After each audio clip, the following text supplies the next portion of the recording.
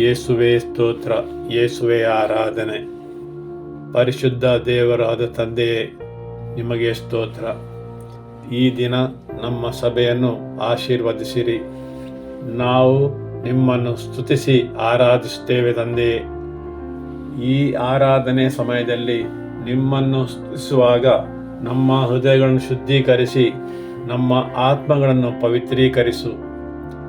ನಿನ್ನ ವಾಕ್ಯದಂತೆ ನಿನ್ನನ್ನು ಸತ್ಯದಿಂದಲೂ ಆತ್ಮದಿಂದಲೂ ಆರಾಧಿಸಲು ನಿನ್ನ ಕೃಪೆಯನ್ನು ನಮಗೆ ನೀಡು ತಂದೆಯೇ.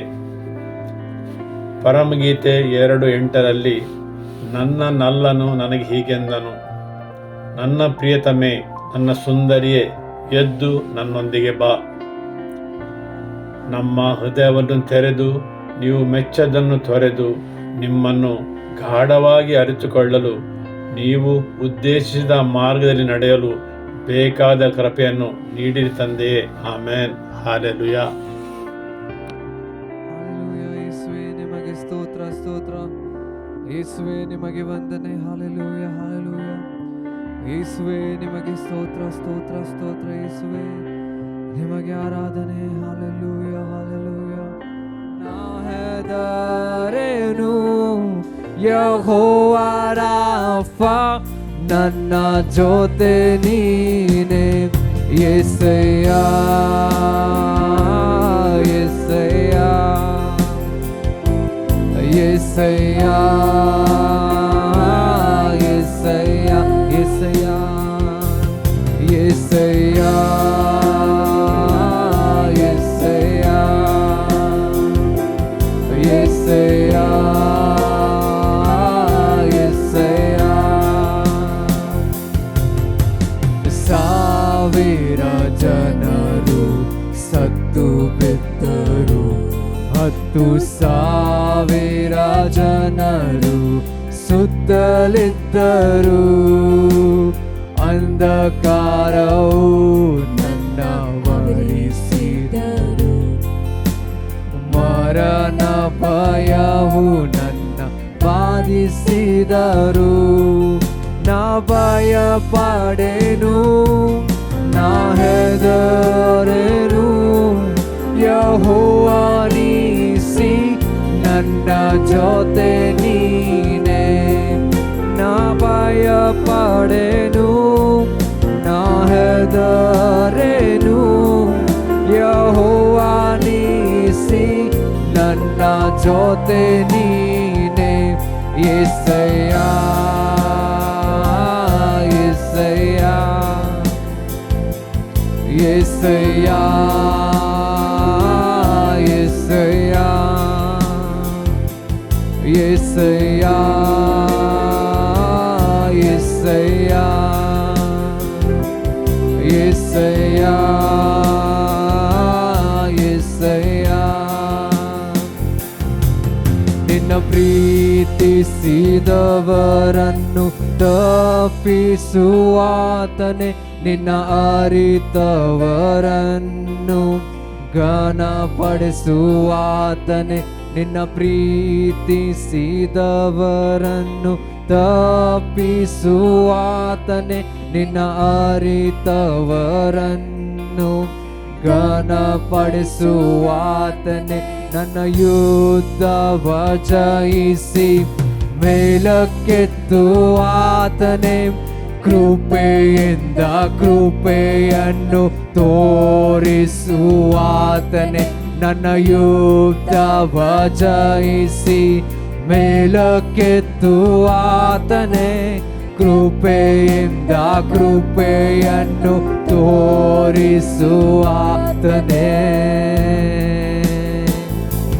ಯೆಸಯ್ಯ ಯೆಸಯ್ಯ ಯೆಸಯ್ಯ ಯೆಸಯ್ಯ ಯೆಸಯ್ಯ ಯೆಸಯ್ಯ ಯೆಸಯ್ಯ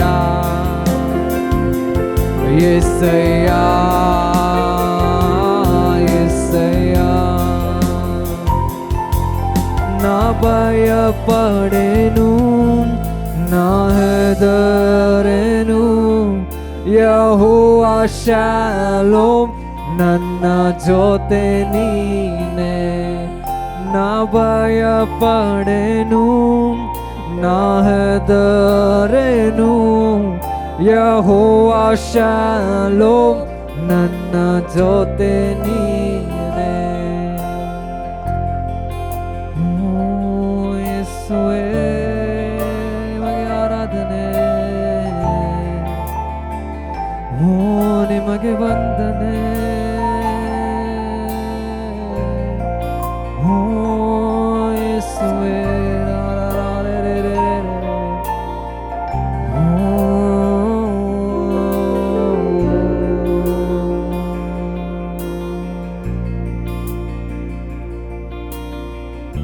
ಇಲ್ಲದೆ ನಾನೇನು ಮಾಡಲಾರೆನು.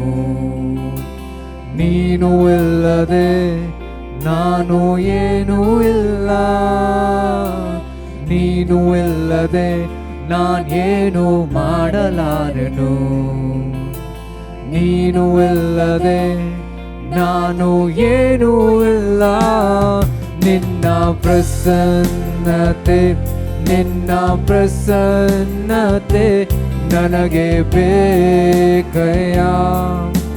ಯಾವಾಗಲೂ ನಿನ್ನ ಪ್ರಸನ್ನತೆ, ನಿನ್ನ ಪ್ರಸನ್ನತೆ ನನಗೆ ಬೇಕಯ್ಯ. ಓ ಎಂದೆಂದಿಗೂ ನೀನು ಇಲ್ಲದೆ ನಾನೇನು ಮಾಡಲಾರೆನು.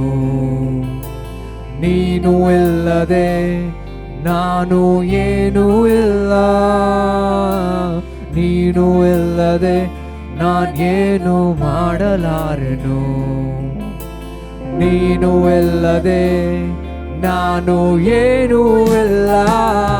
ನಿನ್ನ ಪ್ರಸನ್ನತೆ, ನಿನ್ನ ಪ್ರಸನ್ನತೆ ನನಗೆ ಬೇಕಯ್ಯ.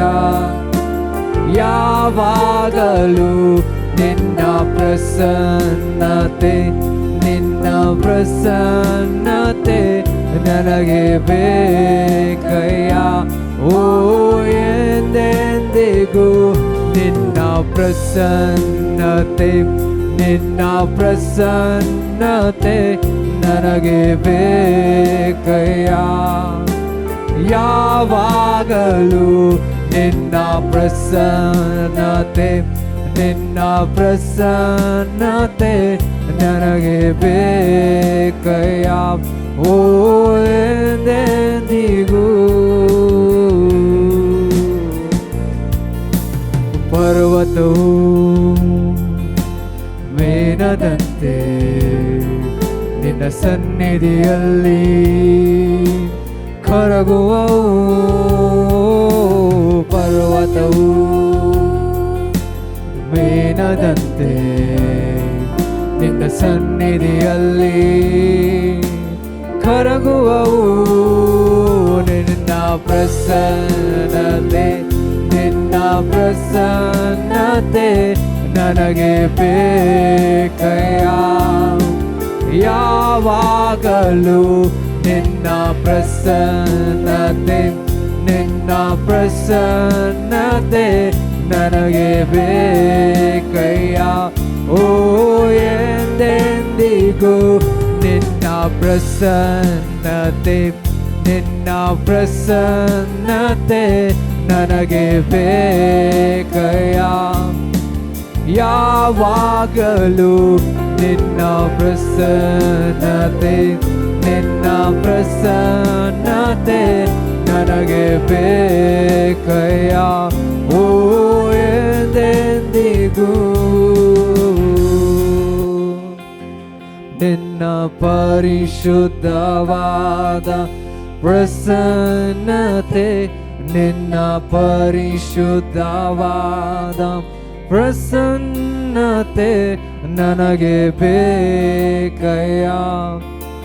ಯಾವಾಗಲೂ ನನಗೆ ಬೇಕಯ್ಯ.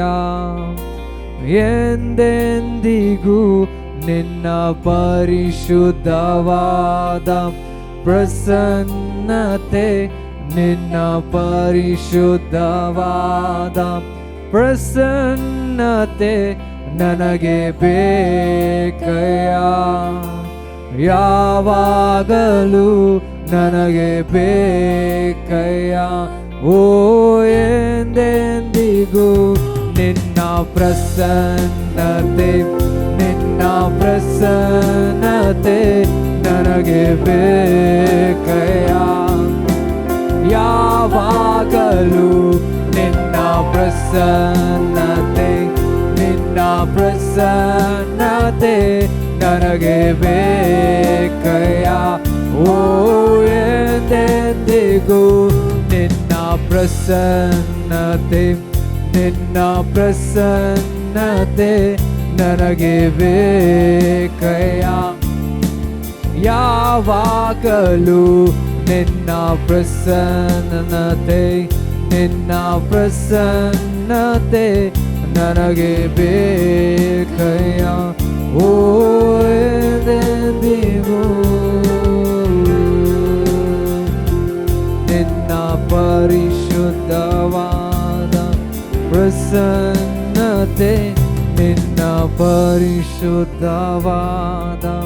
ಪ್ರಸನ್ನತೆ ನನಗೆ ಬೇಕಯ್ಯ.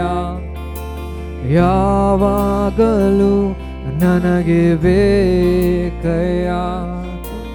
ಎಂದೆಂದಿಗೂ ನಿನ್ನ ಪರಿಶುದ್ಧವಾದ ಪ್ರಸನ್ನತೆ, ನಿನ್ನ ಪರಿಶುದ್ಧವಾದ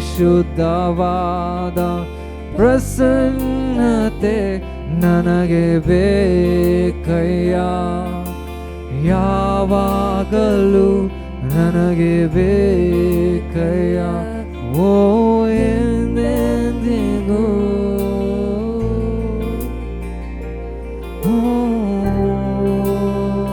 ಯೇಸುವೇ.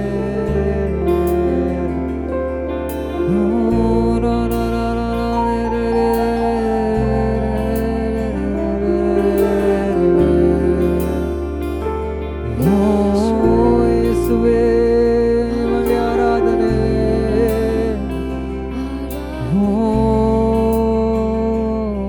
ಯೇಸುವೇ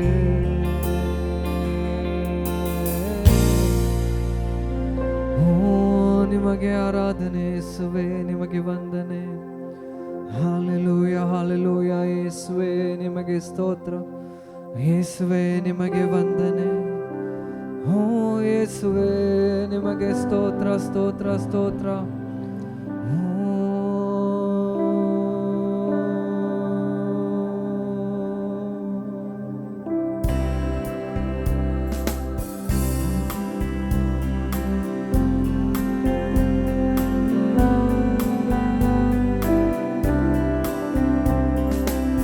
ನಿತ್ಯ ಸ್ತುತ್ಯ ವರ್ತನ ನನ್ನ ಹೃದಯ ಪಾಲನ. ಅಮಿತ ನಿನ್ನ ಪ್ರೀತಿಯ ನೆನೆವುದೆಂದು ಎನ್ಮನ. ನಿತ್ಯ ಸ್ತುತ್ಯ ಕರ್ತನ ನನ್ನ ಹೃದಯ ಪಾಲನ. ಅಮಿತ ನಿನ್ನ ಪ್ರೀತಿಯ ನೆನೆವುದೆಂದು ಎನ್ಮನ. ಮಹಿಮೆ ಲೋಕ ತ್ಯಾಜಿಸಿ ದೀನನಾಗಿ ಬಂದೆನಿ. ಮನುಷ್ಯನಾಗಿ ಕಾಣಲು ಮನುಷ್ಯ ರೂಪ ತಾಳಿದೆ. ಪ್ರೇಮಮೇ ಹೃದಯದಿ, ಪ್ರೇಮಮೇ ಹೃದಯದಿ ಶುದ್ಧರಾಗಿ ಮಾಡಿದಿ. ನಿತ್ಯ ಸ್ತುತ್ಯ ಕರ್ತನ ನನ್ನ ಹೃದಯ ಪಾಲನ. ಅಮಿತ ನಿನ್ನ ಪ್ರೀತಿಯ ನೆನೆವುದೆಂದು ಎನ್ಮನ. ನಿತ್ಯ ಸ್ತುತ್ಯ ಕರ್ತನ ನನ್ನ ಹೃದಯ ಪಾಲನ ಅಮಿತ ನಿನ್ನ ಪ್ರೀತಿಯ ನೆನವುದೆಂದು ಎನ್ನನ ಕ್ರೂಜೆ ಕಂಬಾವೆಲೆಯೇ ದಿವ್ಯ ರಕ್ತ ಚೆಲ್ಲಿದೆ ನನ್ನ ಕ್ರೂರ ಪಾಪಕ್ಕೆ ಕ್ರೂರ ಮರಣ ತಾಳಿದೆ ರಕ್ಷಣಾ ನಂದವಾ ರಕ್ಷಣಾ ನಂದವಾ ಹಾಡಿಸುಗುಮ ಮಾಡಿದಿ ನಿತ್ಯ ಸ್ತುತ್ಯ ಕರ್ತನ ನನ್ನ ಹೃದಯ ಪಾಲನ ಅಮಿತ ನಿನ್ನ ಪ್ರೀತಿಯ ನೆನೆವುದೆಂದು ಎನ್ನನ ನಿತ್ಯ ಸ್ತುತ್ಯ ಕರ್ತನ ನನ್ನ ಹೃದಯ ಪಾಲನ ಅಮಿತ ನಿನ್ನ ಪ್ರೀತಿಯ ನೆನೆವುದೆಂದು ಎನ್ನನ ಮಹಿಮೆ ಲೋಕ ತ್ಯಾಜಿಸಿ ದೀನನಾಗಿ ಬಂದೆನಿ ಮನುಷ್ಯರು ಕಾಣಲು ಮನುಷ್ಯ ರೂಪ ತಾಳಿದೆ ಪ್ರೇಮಮೇ ಹೃದಯದಿ ಪ್ರೇಮಮೇ ಹೃದಯದಿ ಶುದ್ಧರಾಗಿ ಮಾಡಿದೆ ನಿತ್ಯ ಸ್ತುತ್ಯ ಕರ್ತನ ನನ್ನ ಹೃದಯ ಪಾಲನ ಅಮಿತ ನಿನ್ನ ಪ್ರೀತಿಯ ನೆನೆವುದೆಂದು ಎನ್ನನ ನಿತ್ಯ ಸ್ತುತ್ಯ ಕರ್ತನ ನನ್ನ ಹೃದಯ ಪಾಲನ ಅಮಿತ ನಿನ್ನ ಪ್ರೀತಿಯ ನೆನೆವುದೆಂದು ಎನ್ನನ ಕ್ರೂಜೆ ಕಂಬ ಮೇಲೆಯೇ ದಿವ್ಯ ರಕ್ತ ಚೆಲ್ಲಿದೆ ನನ್ನ ಕ್ರೂರ ಪಾಪಕ್ಕೆ ಕ್ರೂರ ಮರಣ ತಾಳಿದೆ ರಕ್ಷಣಾ ನಂದದ ರಕ್ಷಣಾ ನಂದವಾ ಹಾಡಿಸುಗುವ ಮಾಡಿದಿ ನಿತ್ಯ ಸ್ತುತ್ಯ ಕರ್ತನ ನನ್ನ ಹೃದಯ ಪಾಲನ ಅಮಿತ ನಿನ್ನ ಪ್ರೀತಿಯ ನೆನೆವುದೆಂದು ಎನ್ಮನ ನಿತ್ಯ ಸ್ತುತ್ಯ ಕರ್ತನ ನನ್ನ ಹೃದಯ ಪಾಲನ ಅಮಿತ ನಿನ್ನ ಪ್ರೀತಿಯ ನೆನೆವುದೆಂದು ಎನ್ನನ ನಿತ್ಯ ಸ್ತುತ್ಯ ಕರ್ತನ ನನ್ನ ಹೃದಯ ಪಾಲನ ಅಮಿತ ನಿನ್ನ ಪ್ರೀತಿಯ ನೆನೆವುದೆಂದು ಎನ್ನನ ನೆನೆವುದೆಂದು ಎನ್ನನ.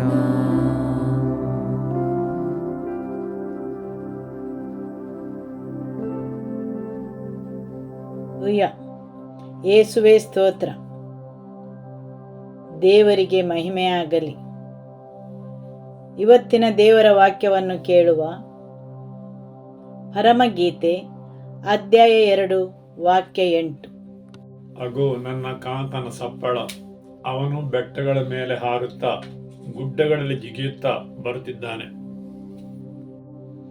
ದೇವರ ವಾಕ್ಯವು ಹೇಳುತ್ತದೆ, ಅಗೋ ನನ್ನ ಕಾಂತನ ಸಪ್ಪಳ. ಅವನು ಬೆಟ್ಟಗಳ ಮೇಲೆ ಹಾರುತ್ತಾ ಗುಡ್ಡಗಳಲ್ಲಿ ಜಿಗಿಯುತ್ತಾ ಬರುತ್ತಿದ್ದಾನೆ. ಇಲ್ಲಿ ಸುನೇಮಿನ ಸ್ತ್ರೀಯು ಹೇಳುತ್ತಾಳೆ, ನಾನು ನನ್ನ ಕಾಂತನ ಸಪ್ಪಳವನ್ನು ಕೇಳುತ್ತಿದ್ದೇನೆ. ಆತನು ಬರುತ್ತಿದ್ದಾನೆ. ಹೇಗೆ ಬರುತ್ತಿದ್ದಾನೆ? ಆತನು ಬೆಟ್ಟಗಳ ಮೇಲೆ ಹಾರುತ್ತಾ ಗುಡ್ಡಗಳಲ್ಲಿ ಜಿಗಿಯುತ್ತಾ ಬರುತ್ತಿದ್ದಾನೆ. ನಮ್ಮ ನಡುವೆ ಇರುವ ಅಡೆತಡೆಗಳು ನಮ್ಮ ಸಂಬಂಧದ ಮೇಲೆ ಯಾವುದೇ ಪರಿಣಾಮವನ್ನು ಬೀರುವುದಿಲ್ಲ. ಯಾಕೆಂದರೆ ಆತನು ಅವುಗಳ ಮೇಲೆ ಜಿಗಿಯುತ್ತಾ ಹಾರುತ್ತಾ ಬರುತ್ತಿದ್ದಾನೆ. ಹೌದು, ನನ್ನ ಕಾಂತನು ಬರುತ್ತಿದ್ದಾನೆ. ಆತನು ಬೆಟ್ಟಗಳ ಮೇಲೆ ಹಾರುತ್ತಾ ಗುಡ್ಡಗಳಲ್ಲಿ ಜಿಗಿಯುತ್ತಾ ಬರುತ್ತಿದ್ದಾನೆ. ನನಗೆ ಆತನ ಎದುರು ಎಲ್ಲವೂ ಬೆಟ್ಟಗಳಂತೆ ಗುಡ್ಡಗಳಂತೆ ಕಂಡರೂ ಅವುಗಳು ನನ್ನ ಮತ್ತು ನನ್ನ ದೇವರ ನಡುವೆ ದೊಡ್ಡ ಅಡೆತಡೆಗಳಾಗಿ ಕಂಡರೂ ಪಾಪ, ಅಪರಾಧ ಮನೋಭಾವ, ಅವಮಾನ ಅವುಗಳು ನನ್ನನ್ನು ಆತನಿಂದ ಬೇರ್ಪಡಿಸಿದವುಗಳು. ನನ್ನನ್ನು ಆತನ ಎದುರು ಅನರ್ಹಳಾಗಿ ಮಾಡಿದಂಥವುಗಳು. ನಾನು ಭಾವಿಸಿದೆ, ಯಾವಾಗ ಇವುಗಳೆಲ್ಲದರ ಮೇಲೆ ನಾನು ಜಿಗಿಯಬಲ್ಲೆನು? ಆದರೆ ದೇವರ ವಾಕ್ಯವು ಹೇಳುತ್ತದೆ, ನನ್ನ ಕಾಂತನು ಬರುತ್ತಿದ್ದಾನೆ. ಆತನು ಅವುಗಳೆಲ್ಲದರ ಮೇಲೆ ಜಿಗಿಯುತ್ತಾ ಬರುತ್ತಿದ್ದಾನೆ. ಆ ಎಲ್ಲ ಬೆಟ್ಟ ಗುಡ್ಡಗಳ ಮೇಲೆ ನನ್ನನ್ನು ಆತನಿಂದ ಬೇರ್ಪಡಿಸಿದ ಎಲ್ಲವುದರಗಳ ಮೇಲಿಂದ, ಹೌದು, ಆತನ ಸಾಮೀಪ್ಯಕ್ಕೆ ಬರಲು ಅಡ್ಡಿಯಾಗಿರುವ ಎಲ್ಲವುದರಗಳ ಮೇಲೆ ದೇವರ ವಾಕ್ಯ ಹೇಳುತ್ತದೆ, ಆತನು ಅವುಗಳ ಮೇಲೆ ಜಿಗಿದು ಬರುತ್ತಾನೆ. ಸರಿಯಲ್ಲವೇ? ಹೌದು, ನಾನು ಮತ್ತು ನೀವು ಆತನ ಬಳಿ ಬರಲು ಆಸಕ್ತಿ ವಹಿಸಿದ್ದಲ್ಲ, ಆದರೆ ಆತನು ನಮ್ಮ ಬಳಿಗೆ ಬಂದನು.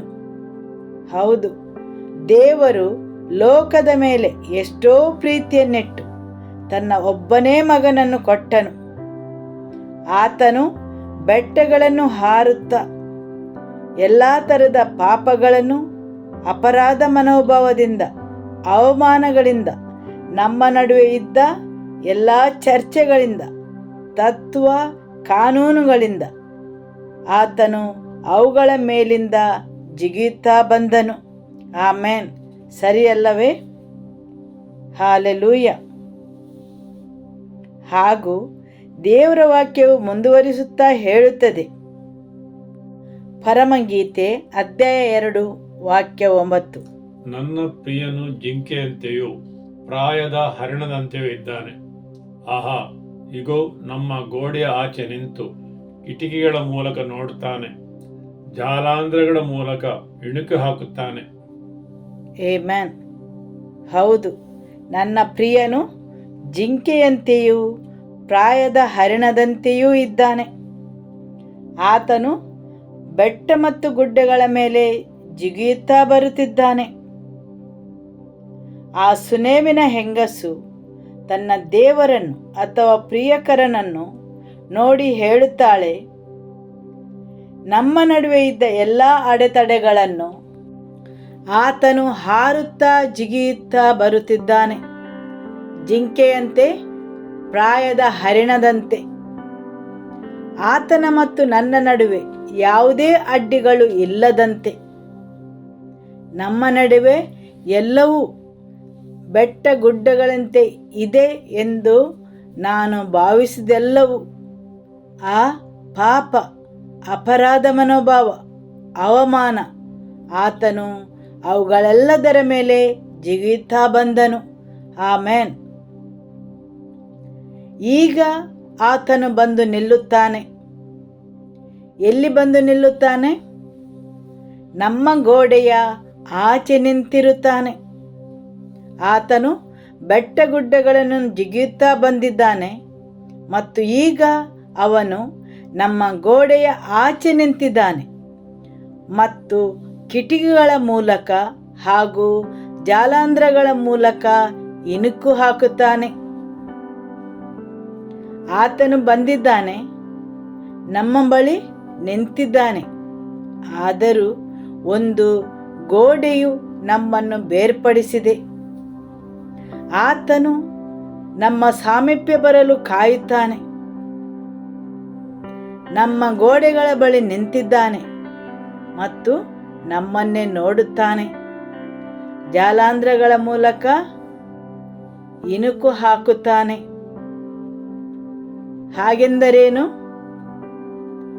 ದೇವರು ಮತ್ತು ನಿಮ್ಮ ನಡುವೆ ಇದ್ದ ಎಲ್ಲ ದೊಡ್ಡ ಅಡೆತಡೆಗಳನ್ನು, ನಿಮ್ಮ ಪಾಪ, ಅಪರಾಧತ್ವ ಹಾಗೂ ಅವಮಾನ ಕಲ್ವಾರಿ ಬೆಟ್ಟದ ಮೇಲೆ ತನ್ನ ರಕ್ತವನ್ನು ಸುರಿಸಿ ಜಿಗಿದು ಬರುತ್ತಾನೆ.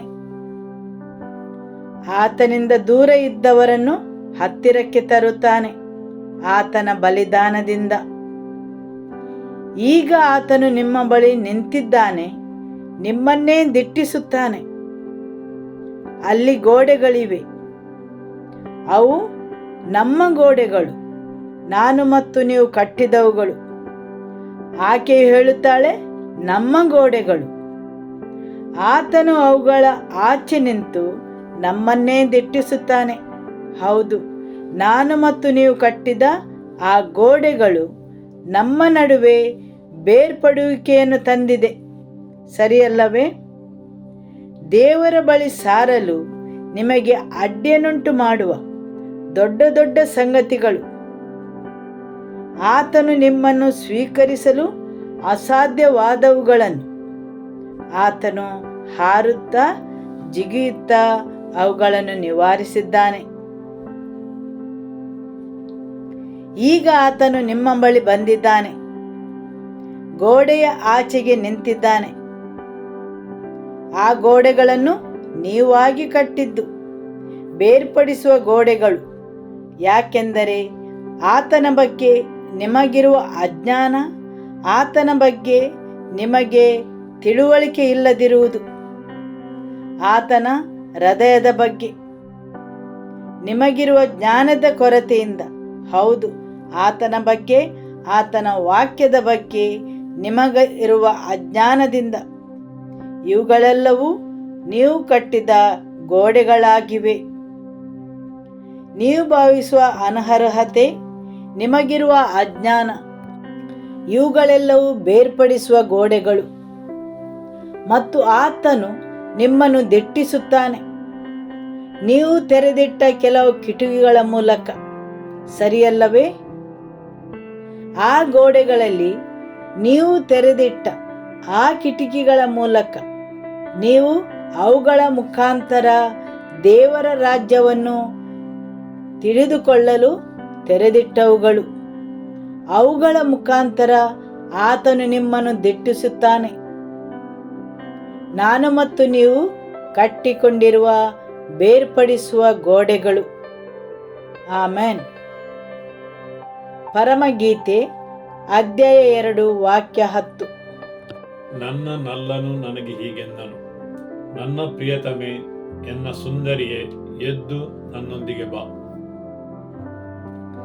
ಆತನು ಬಂದಿದ್ದಾನೆ ಮತ್ತು ಆಕೆಯು ಕಟ್ಟಿದ ಗೋಡೆಗಳ ಆಚೆ ಬದಿಯಲ್ಲಿ ನಿಂತಿದ್ದಾನೆ.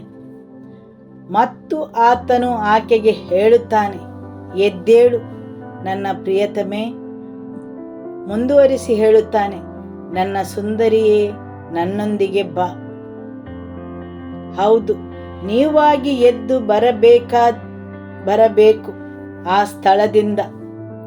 ಆತನು ಬಂದಿದ್ದಾನೆ ಮತ್ತು ನೀವಾಗಿ ಕಟ್ಟಿದ ಗೋಡೆಗಳ ಬಳಿಯಲ್ಲಿ ನಿಂತಿದ್ದಾನೆ. ನಿಮ್ಮ ಭಯ, ಆತಂಕ ಅದೇನೇ ಆಗಿರಬಹುದು, ಜನರ ಭಯ, ವಿಷಯಗಳ ಭಯ, ಭವಿಷ್ಯದ ಭಯ. ಹೌದು, ಬೇರೆ ಬೇರೆ ಸಮಯದಲ್ಲಿ ಜನರು ಆ ಗೋಡೆಗಳನ್ನು ಕಟ್ಟಿದ್ದಾರೆ ಮತ್ತು ಅವುಗಳು ಅವರನ್ನು ದೇವರ ಸಾಮೀಪ್ಯಕ್ಕೆ ಬರಲು ಅಡ್ಡಿ ಮಾಡುತ್ತವೆ. ಧಾರ್ಮಿಕತೆಯ ಗೋಡೆಗಳು, ಭಯದ ಗೋಡೆಗಳು, ಜನರ ಭಯ. ಹೌದು, ಅನೇಕ ರೀತಿಯ ಗೋಡೆಗಳನ್ನು ಜನರು ಕಟ್ಟಿದ್ದಾರೆ.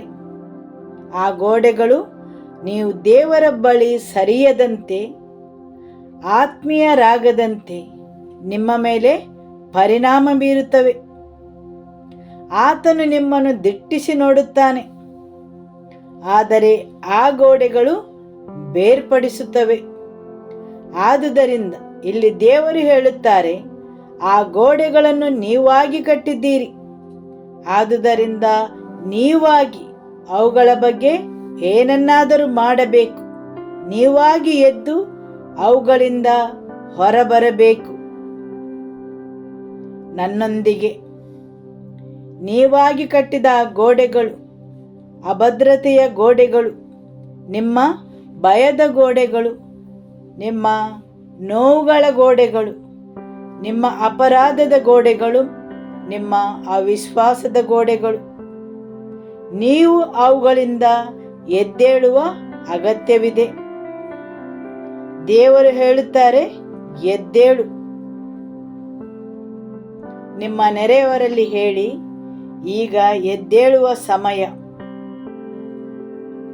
ನಿಮ್ಮ ಭಯದಿಂದ, ಸ್ವಾನುಕಂಪದಿಂದ, ನಿಮ್ಮ ಅಭದ್ರತೆಯ ಭಾವನೆಗಳಿಂದ ಎದ್ದೇಳುವ ಸಮಯ. ನಿಮ್ಮನ್ನು ಸುತ್ತುವರಿದ ಆ ಎಲ್ಲವುಗಳಿಂದ ಎದ್ದೇಳುವ ಸಮಯ. ಆಮೆನ್.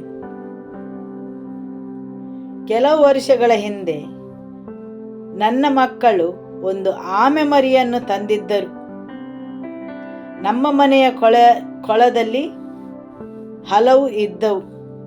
ರಾತ್ರಿ ಸಮಯದಲ್ಲಿ ಅವುಗಳು ನಡೆದಾಡುವ ಶಬ್ದ ಕೊಳದಲ್ಲಿ ತರಗೆಲೆಗಳ ಮೇಲೆ ನಮಗೆ ಕೇಳಿಸುತ್ತಿತ್ತು. ಅವುಗಳಿಂದ ಒಂದನ್ನು ಹಿಡಿದು ತಂದರು. ಅವರು ಅದನ್ನು ಹಿಡಿದ ತಕ್ಷಣ ಅದು ತನ್ನ ತಲೆಯನ್ನು ಚಿಪ್ಪಿನ ಒಳಗೆ ಅಡಗಿಸಿತು. ಮಕ್ಕಳಿಗೆ ಅದಕ್ಕೆ ನೋವು ಮಾಡುವ ಉದ್ದೇಶ ಇಲ್ಲದಿದ್ದರೂ ಅವರು ಪ್ರಯತ್ನಿಸುವುದು ಅದಕ್ಕೆ ಏನಾದರೂ ತಿನ್ನಿಸಲು. ಆದರೆ ಆ ಆಮೆ ಮರಿಯು ಜನರು ಸುತ್ತಲೂ ಇರುವಾಗ ತಪ್ಪಿಯೂ ತನ್ನ ತಲೆಯನ್ನು ಹೊರಗೆ ಹಾಕುತ್ತಿರಲಿಲ್ಲ. ಸ್ವಲ್ಪ ಹೊತ್ತು ಕಾದು ನೋಡಿ ಅಲ್ಲಿ ಯಾರೂ ಕಾಣದಾದಾಗ ಅದು ಸ್ವಲ್ಪ ಚಲಿಸುತ್ತಿತ್ತು. ಇಲ್ಲವಾದರೆ ಅದು ಒಳಗೆ ಇರುತ್ತಿತ್ತು. ನಮ್ಮಲ್ಲಿ ಅನೇಕ ಕ್ರಿಶ್ಚಿಯನ್ ಪ್ರಯಾಣವು ಇದೇ ರೀತಿಯದಾಗಿದೆ. ನಮ್ಮಲ್ಲಿ ಅನೇಕ ಭಯ ಮತ್ತು ಅಭದ್ರತೆ ಇದೆ.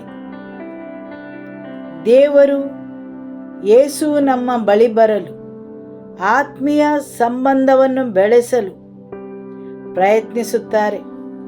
ಆದರೆ ಭಯ, ಅಡ್ಡಿಗಳು, ನಮ್ಮ ಮನಸ್ಸಲ್ಲಿ ನಾವೇ ಹಾಕಿದ ಮಿತಿಗಳು, ಜನರ ಭಯ, ಸಮಾಜದ ಭಯ, ಇಂತಹ ಅನೇಕ ವಿಷಯಗಳು ಜನರನ್ನು ತಮ್ಮದೇ ಚಿಪ್ಪಿನ ಒಳಗೆ ಇರುವಂತೆ ಮಾಡುತ್ತವೆ. ಹೇಗೆ ಆ ಆಮೆ ಮರಿ ಭಯದಿಂದ ಚಿಪ್ಪಿನ ಒಳಗೆ ಇರುವಂತೆ ಮಾಡಿತು, ಅದೇ ರೀತಿ ಜನರು ಕಿಟಕಿಯ ಮೂಲಕ ದೇವರನ್ನು ನೋಡುತ್ತಾರೆ ಮತ್ತು ಹೋಗುತ್ತಾರೆ. ಅಲ್ಲಿಂದ ಎದ್ದೇಳಲು ಆಸಕ್ತಿಯನ್ನು ತೋರಿಸುವುದಿಲ್ಲ.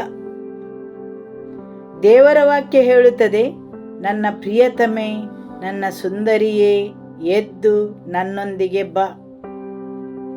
ಹೌದು, ಆ ನಡೆಯನ್ನು ನೀವಾಗಿ ಆತನ ಜೊತೆ ಸಾಗಬೇಕು. ಆಮೆನ್. ದೇವರ ವಾಕ್ಯ ಹೇಳುತ್ತದೆ, ಹನೋಕನು 65 ವರ್ಷದವನಾದಾಗ ಒಬ್ಬ ಮಗನನ್ನು ಪಡೆದನು. ನಂತರ ಹನೋಕನು ದೇವರೊಂದಿಗೆ ಅನ್ಯೋನ್ಯವಾಗಿ 300 ವರ್ಷ ನಡೆದನು. ಹೌದು, ಅವನು ನಡೆದನು ದೇವರೊಂದಿಗೆ. ನೀವೇನು ಹೇಳುತ್ತೀರಿ? ಹನೋಕನು ಆರಂಭದಲ್ಲೇ ದೇವರೊಂದಿಗೆ ನಡೆದನೆಂದು? ಅವನು ದೇವರನ್ನು ಕರೆದ ತಕ್ಷಣ ದೇವರು ಬಂದು ಅವನೊಡನೆ ನಡೆದನೆಂದು? ಇಲ್ಲ. ದೇವರ ವಾಕ್ಯವು ಹೇಳುವುದಿಲ್ಲ ಅವನು ಎಷ್ಟು ವರ್ಷ ವಿಶ್ವಾಸದಿಂದ ದೇವರ ಜೊತೆ ನಡೆಯಲು ಪ್ರಯತ್ನಿಸಿದ್ದಾನೆಂದು. ಹಾಗೂ ಒಂದು ದಿನ ದೇವರ ಹೃದಯವು ಆತನ ಕಡೆಗೆ ತಿರುಗಿತು ಮತ್ತು ದೇವರು ಆತನನ್ನು ಭೇಟಿಯಾದರು. ದೇವರ ವಾಕ್ಯವು ಹೇಳುತ್ತದೆ, 300 ವರ್ಷ ದೇವರ ಜೊತೆ ಸಾಗಿದನು. ಅವನಿಗೆ ಆ ಆತ್ಮೀಯ ಸಂಬಂಧವನ್ನು ಬೆಳೆಸಲು ಎಷ್ಟು ಸಮಯ ತಗಲಿತೆಂದು ನಮಗೆ ತಿಳಿದಿಲ್ಲ. ಅವನ ತಾತ ಮುತ್ತಾತನಾದ ಆದಾಮನಿಂದ ಆತನು ಕೇಳಿ ತಿಳಿದುಕೊಂಡಿರಬಹುದು. ಆವಾಗ ಆದಾಮನು ಜೀವಂತನಾಗಿದ್ದನು ಮತ್ತು ಅವನು 930 ವರ್ಷ ಬದುಕಿದ್ದನು. ಹನೋಕನು ಹುಟ್ಟುವಾಗ ಆದಾಮನು ಜೀವಂತವಾಗಿದ್ದನು. ಅವನು ಆದಾಮನಲ್ಲಿ ಕೇಳಿರಬಹುದು, ದೇವರ ಜೊತೆ ನಿಮ್ಮ ಮೊದಲ ಭೇಟಿಯ ಬಗ್ಗೆ. ಆ ಅನುಭವವನ್ನು ಹನೋಕನು ವಿಚಾರಿಸಿರಬಹುದು. ಹೌದು, ಅವನು ತನ್ನ ತಾತ ಮುತ್ತಾತನಾದ ಆದಾಮನಿಂದ ಕೇಳಿ ತಿಳಿದಿರಬಹುದು. ಮನುಷ್ಯರೊಡನೆ ಅನ್ಯೋನ್ಯತೆಯಿಂದಿರಲು ಬಯಸುವ ದೇವರ ಬಗ್ಗೆ, ಸರಿಯಲ್ಲವೇ? ಈಗ ಆ ಅನ್ಯೋನ್ಯತೆಯನ್ನು ಮನುಷ್ಯನು ಕಳಕೊಂಡಿದ್ದಾನೆಂದು. ಆದಾಮನು ದೇವರ ಜೊತೆ ತಾನು ಸಾಗಿ ಬಂದ ಆ ಪ್ರಯಾಣದ ಬಗ್ಗೆ ತಿಳಿಸಿದ್ದಿರಬಹುದು. ಹೇಗೆ ದೇವರು ಬಂದು ಅವನನ್ನು ಭೇಟಿಯಾಗುತ್ತಿದ್ದನೆಂದು. ಅಂತಹ ಸಂಭವನೀಯತೆ ಇದೆ ಎಂದು ಅವನು ಕೇಳಿ ತಿಳಿದುಕೊಂಡಿದ್ದನು. ಆದುದರಿಂದ ನೀವು ಕೇಳುವ ಪ್ರತಿಯೊಂದು ದೇವರ ವಾಕ್ಯವು ಸಂಭವಿಸುವ ಸಂಭವನೀಯತೆ ಇದೆ. ನೀವದನ್ನು ಗ್ರಹಿಸಬೇಕು ಮತ್ತು ನೀವದರಲ್ಲಿ ಸಾಗಬೇಕು. ಆಮೆನ್. ಹನೋಕನು ಭೇಟಿಯಾಗುವ ದೇವರ ಬಗ್ಗೆ ಕೇಳಿದ್ದನು. ಆತನು ಮಾತಾಡುತ್ತಾನೆಂದು. ಅವನು ಕೇಳಿದ್ದನ್ನು ಗಟ್ಟಿಯಾಗಿ ಹಿಡಿದುಕೊಂಡು ಅದರಲ್ಲಿ ಕಾರ್ಯಪ್ರವೃತ್ತನಾದನು. ಅವನ ಮೊದಲ ಪ್ರಯತ್ನದಲ್ಲೇ ದೇವರು ಅವನನ್ನು ಆಗಲಿರಲಿಕ್ಕಿಲ್ಲ. ಅವನಿಗೆ ಎಷ್ಟು ಸಮಯ, ವರ್ಷಗಳು ತಗಲಿದವೆಂದು ಹೇಳಲು ಬರುವುದಿಲ್ಲ, ಸರಿಯಲ್ಲವೇ? ಆದರೆ ಇಷ್ಟೇ ಸಮಯದಲ್ಲಿ ಅವನ ಭೇಟಿ ದೇವರ ಜೊತೆ ಆಯಿತು. ಅಲ್ಲಿಯವರೆಗೆ ಅವನು ಎಡೆಬಿಡದೆ ಹಿಂಬಾಲಿಸಿದನು. ಆಮೆನ್. ಹೌದು, ಅಲ್ಲಿ ದೇವರ ಜೊತೆ ಸಾಗುವಿಕೆ ಇದೆ. ಇಲ್ಲಿ ದೇವರ ವಾಕ್ಯ ಹೇಳುತ್ತದೆ, ನನ್ನ ನಲ್ಲನು ನನಗೆ ಹೀಗೆಂದನು, ನನ್ನ ಪ್ರಿಯತಮೆ, ಎನ್ನ ಸುಂದರಿಯೇ, ಎದ್ದು ನನ್ನೊಂದಿಗೆ ಬಾ, ನನ್ನೊಂದಿಗೆ ಬಾ. ಹೌದು, ಅಲ್ಲಿ ದೇವರ ಜೊತೆ ಸಾಗುವಿಕೆ ಇದೆ. ನೀವು ಆತನ ಜೊತೆಯಾಗಿ ಸಾಗುವ, ನಡೆಯುವ ಅಗತ್ಯವಿದೆ. ಆ ಸಾಗುವಿಕೆಯಲ್ಲಿ ಅನೇಕ ವಿಷಯಗಳು ನಿಮ್ಮನ್ನು ಬಿಟ್ಟು ಹೋಗುತ್ತವೆ. ಅನೇಕ ಅಡ್ಡಿಗಳು, ಭಯಗಳು, ಲೌಕಿಕ ಆಕರ್ಷಣೆಗಳು ನಿಮ್ಮಿಂದ ದೂರ ಸರಿಯುತ್ತವೆ.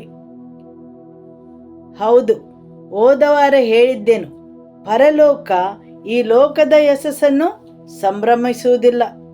ಬದಲಿಗೆ ನೀವು ಏನಾಗಿದ್ದೀರೋ ಅದರ ಮೇಲೆ ಸಂಭ್ರಮಾಚರಣೆ ನಡೆಯುತ್ತದೆಂದು. ಪ್ರಪಂಚವು ನಿಮ್ಮ ಯಶಸ್ಸನ್ನು ಸಂಭ್ರಮಿಸುತ್ತದೆ.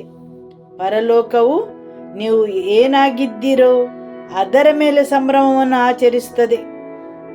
ನೀವು ಕ್ರಿಸ್ತನಲ್ಲಿ ಏನಾಗಿದ್ದೀರಿ ಅದರ ಮೇಲೆ ಸಂಭ್ರಮ ಆಚರಣೆ ಜರುಗುತ್ತದೆ.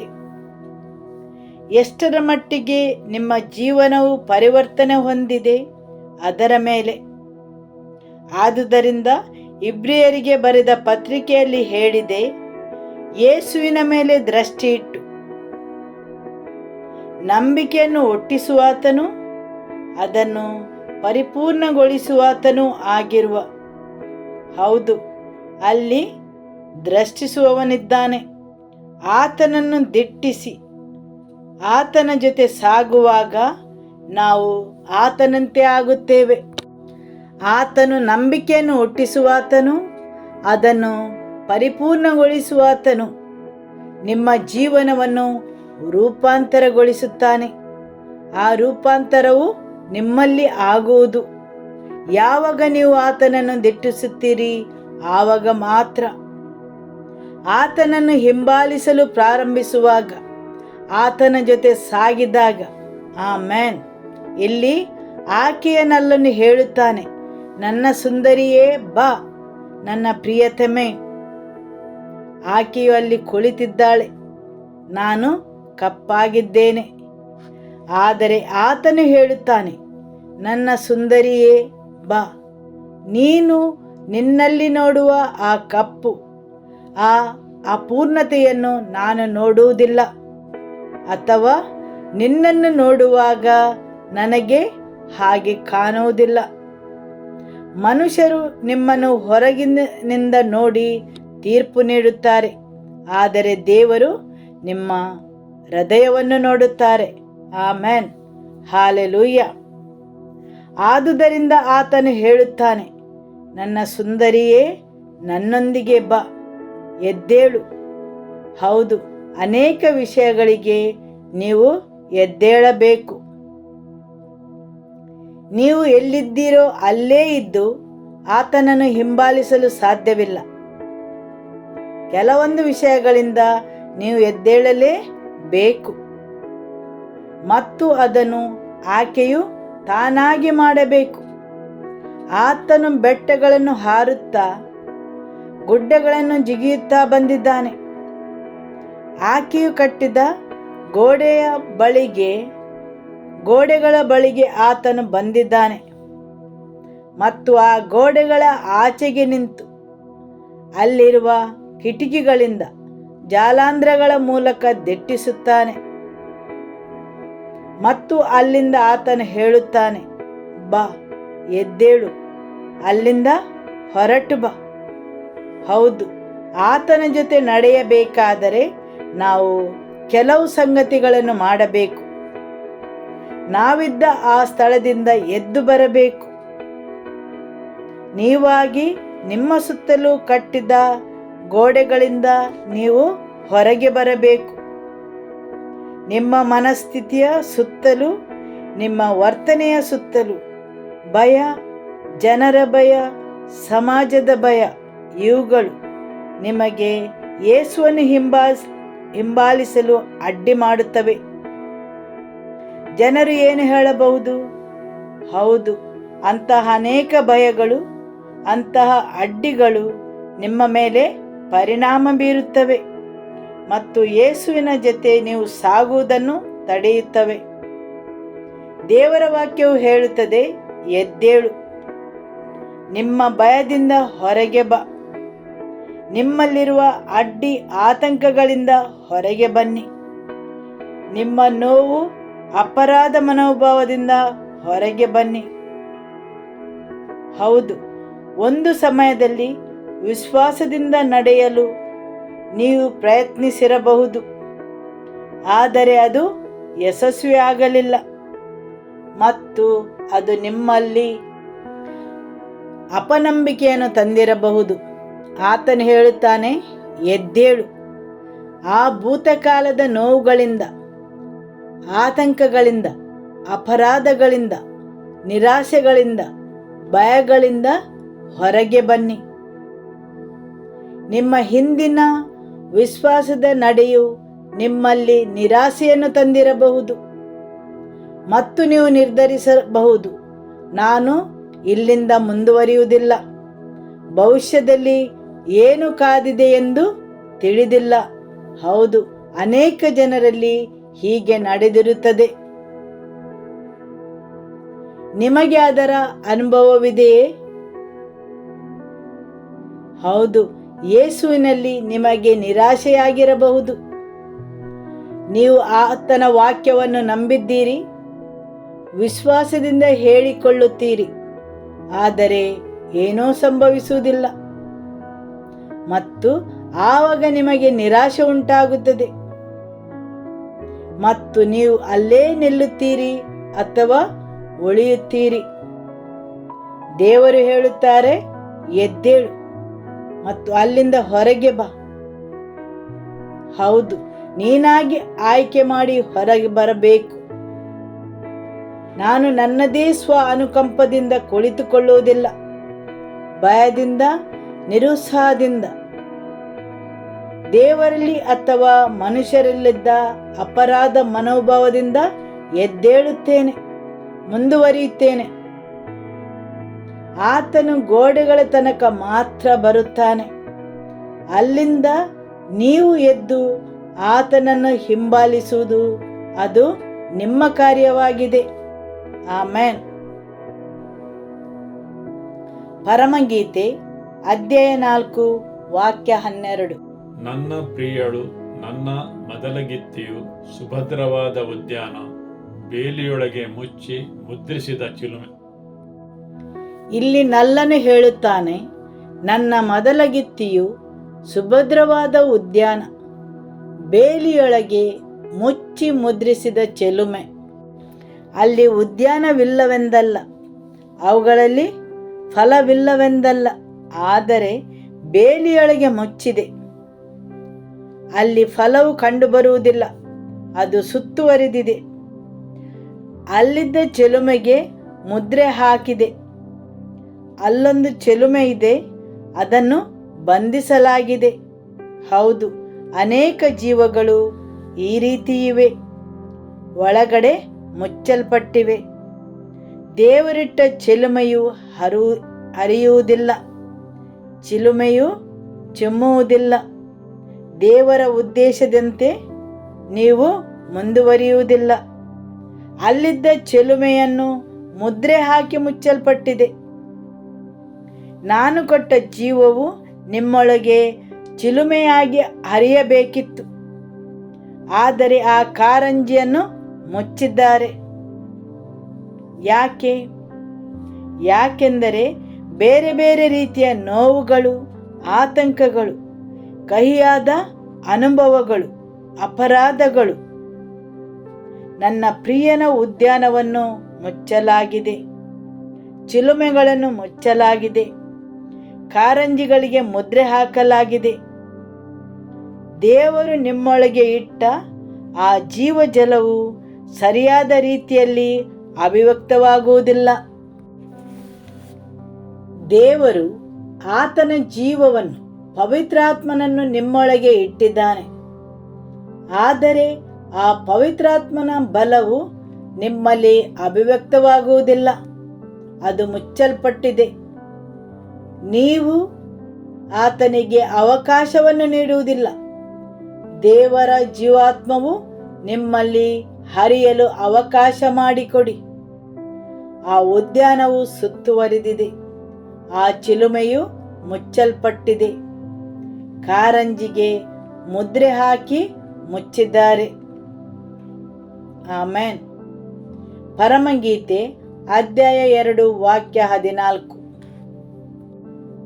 ಬಂಡೆಯ ಬಿರುಕುಗಳಲ್ಲಿಯೂ ಸಂದುಗಳ ಮರೆಯಲ್ಲಿಯೂ ಇರುವ ನನ್ನ ಪಾರಿವಾಳವೇ, ನಿನ್ನ ರೂಪವನ್ನು ನನಗೆ ತೋರಿಸು, ನಿನ್ನ ಧ್ವನಿಯನ್ನು ಕೇಳಿಸು. ಯಾಕೆಂದರೆ ನಿನ್ನ ಸ್ವರ ಎಷ್ಟೋ ಇಂಪು, ನಿನ್ನ ರೂಪವು ಎಷ್ಟೋ ಅಂದ. ಆಮೆನ್. ಪ್ರಿಯೆಯ ರೂಪವು ಅಂದವಾಗಿ ಕಾಣುವುದು ಬಂಡೆಯ ಬಿರುಕುಗಳಲ್ಲಿ ಮಾತ್ರ. ಹೌದು, ಇಲ್ಲಿ ದೇವರು ಹೇಳುತ್ತಾರೆ, ಬಂಡೆಯ ಬಿರುಕುಗಳಲ್ಲಿಯೂ ಸಂದುಗಳ ಮರೆಯಲ್ಲಿಯೂ ಇರುವ ನನ್ನ ಪಾರಿವಾಳವೇ, ನಿನ್ನ ಧ್ವನಿಯನ್ನು ಕೇಳಿಸು, ನಿನ್ನ ರೂಪವನ್ನು ನನಗೆ ತೋರಿಸು. ದೇವರು ತನ್ನ ಪ್ರಿಯಳನ್ನು ಓ ನನ್ನ ಹದ್ದು ಎಂದು ಕರೆಯುವುದಿಲ್ಲ.